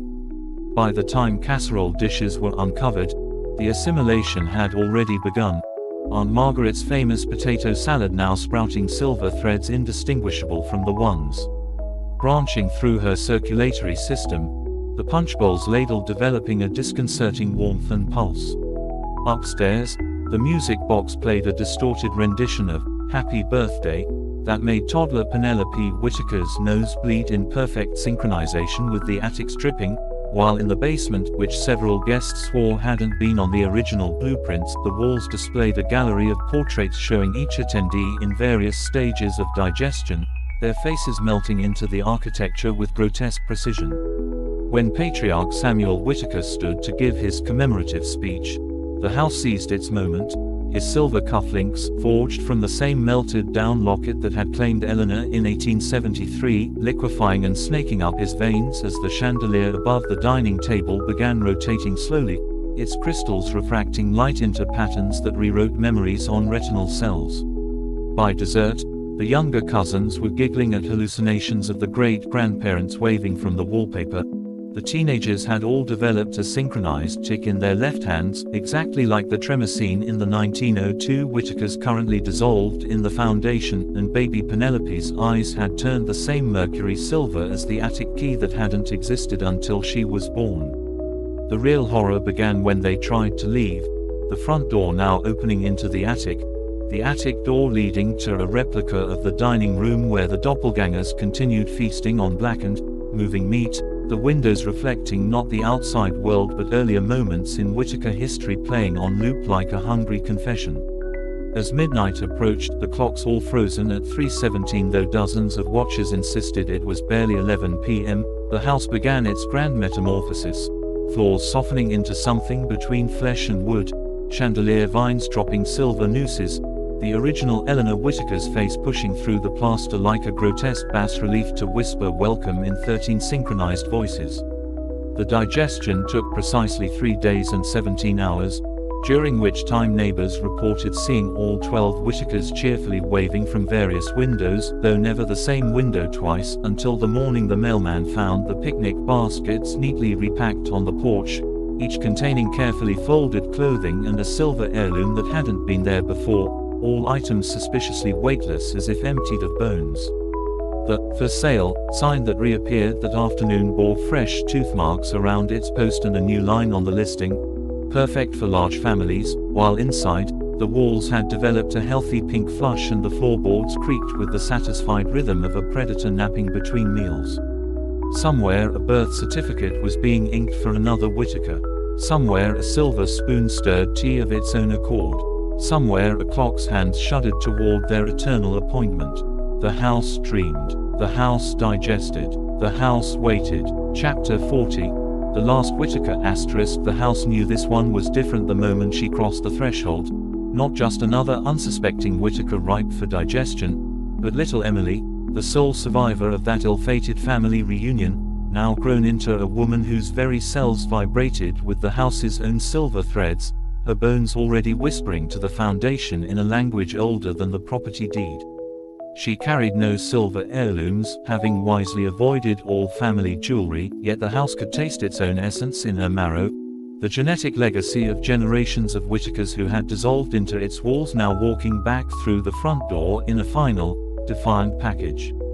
The air thickened with the scent of burning hair and wet earth as the house mobilized every weapon in its arsenal, the attic stairs elongating into an impossible spiral, the grandfather clock's hands spinning backward to reopen old wounds in Emily's psyche, the music box in the attic playing a distorted lullaby that had haunted her childhood nightmares. But Emily merely smiled, her fingers tracing the wallpaper where faces of long-dead relatives pressed against the other side like prisoners in a padded cell, her touch leaving frost patterns that made the house shudder in its joists. She had come prepared in ways the house couldn't anticipate. A backpack filled with soil from the original Whittaker homestead, a vial of mercury that matched the attic key's composition, and most dangerously of all, the complete genealogical records that named every Whittaker the house had ever consumed. As she read the names aloud, the walls bled tarnished silver, the pipes groaned in dissonant harmony, and for the first time in its hungry existence, the house felt something alien, pain. The basement door burst open, disgorging a flood of black water that smelled of funeral flowers and old blood, but Emily stood her ground, reciting the names faster now: Eleanor, Margaret, Reginald, Samuel, Beatrice, Oliver, Penelope, each syllable striking the house like a silver-tipped bullet. The chandelier crashed down in a shower of crystal shards that turned to powdered bone midair, the furniture legs twisted into grasping hands, and still Emily advanced, her voice rising above the house's death rattle as she reached the final name, her own. The explosion of light shattered every window without sending a single shard outward, the blast contained by some ancient magic even the house didn't understand, as every silver thread in its structure turned to dust simultaneously. When the neighbors came running, they found only a smoldering foundation where the Victorian had stood for centuries, and at its center stood Emily, unharmed but forever changed, holding the melted remains of the music box in one hand and in the other, a single silver thread that disintegrated as the wind changed direction. Somewhere a realtor's contract burst into harmless flame. Somewhere a collection of silver heirlooms tarnished beyond recognition. And as the clock in the town square struck 3:17 for the final time, the last Whittaker walked away without looking back, her shadow finally her own. The hunger died, the house forgot, and the cycle, broken at last, whispered into silence.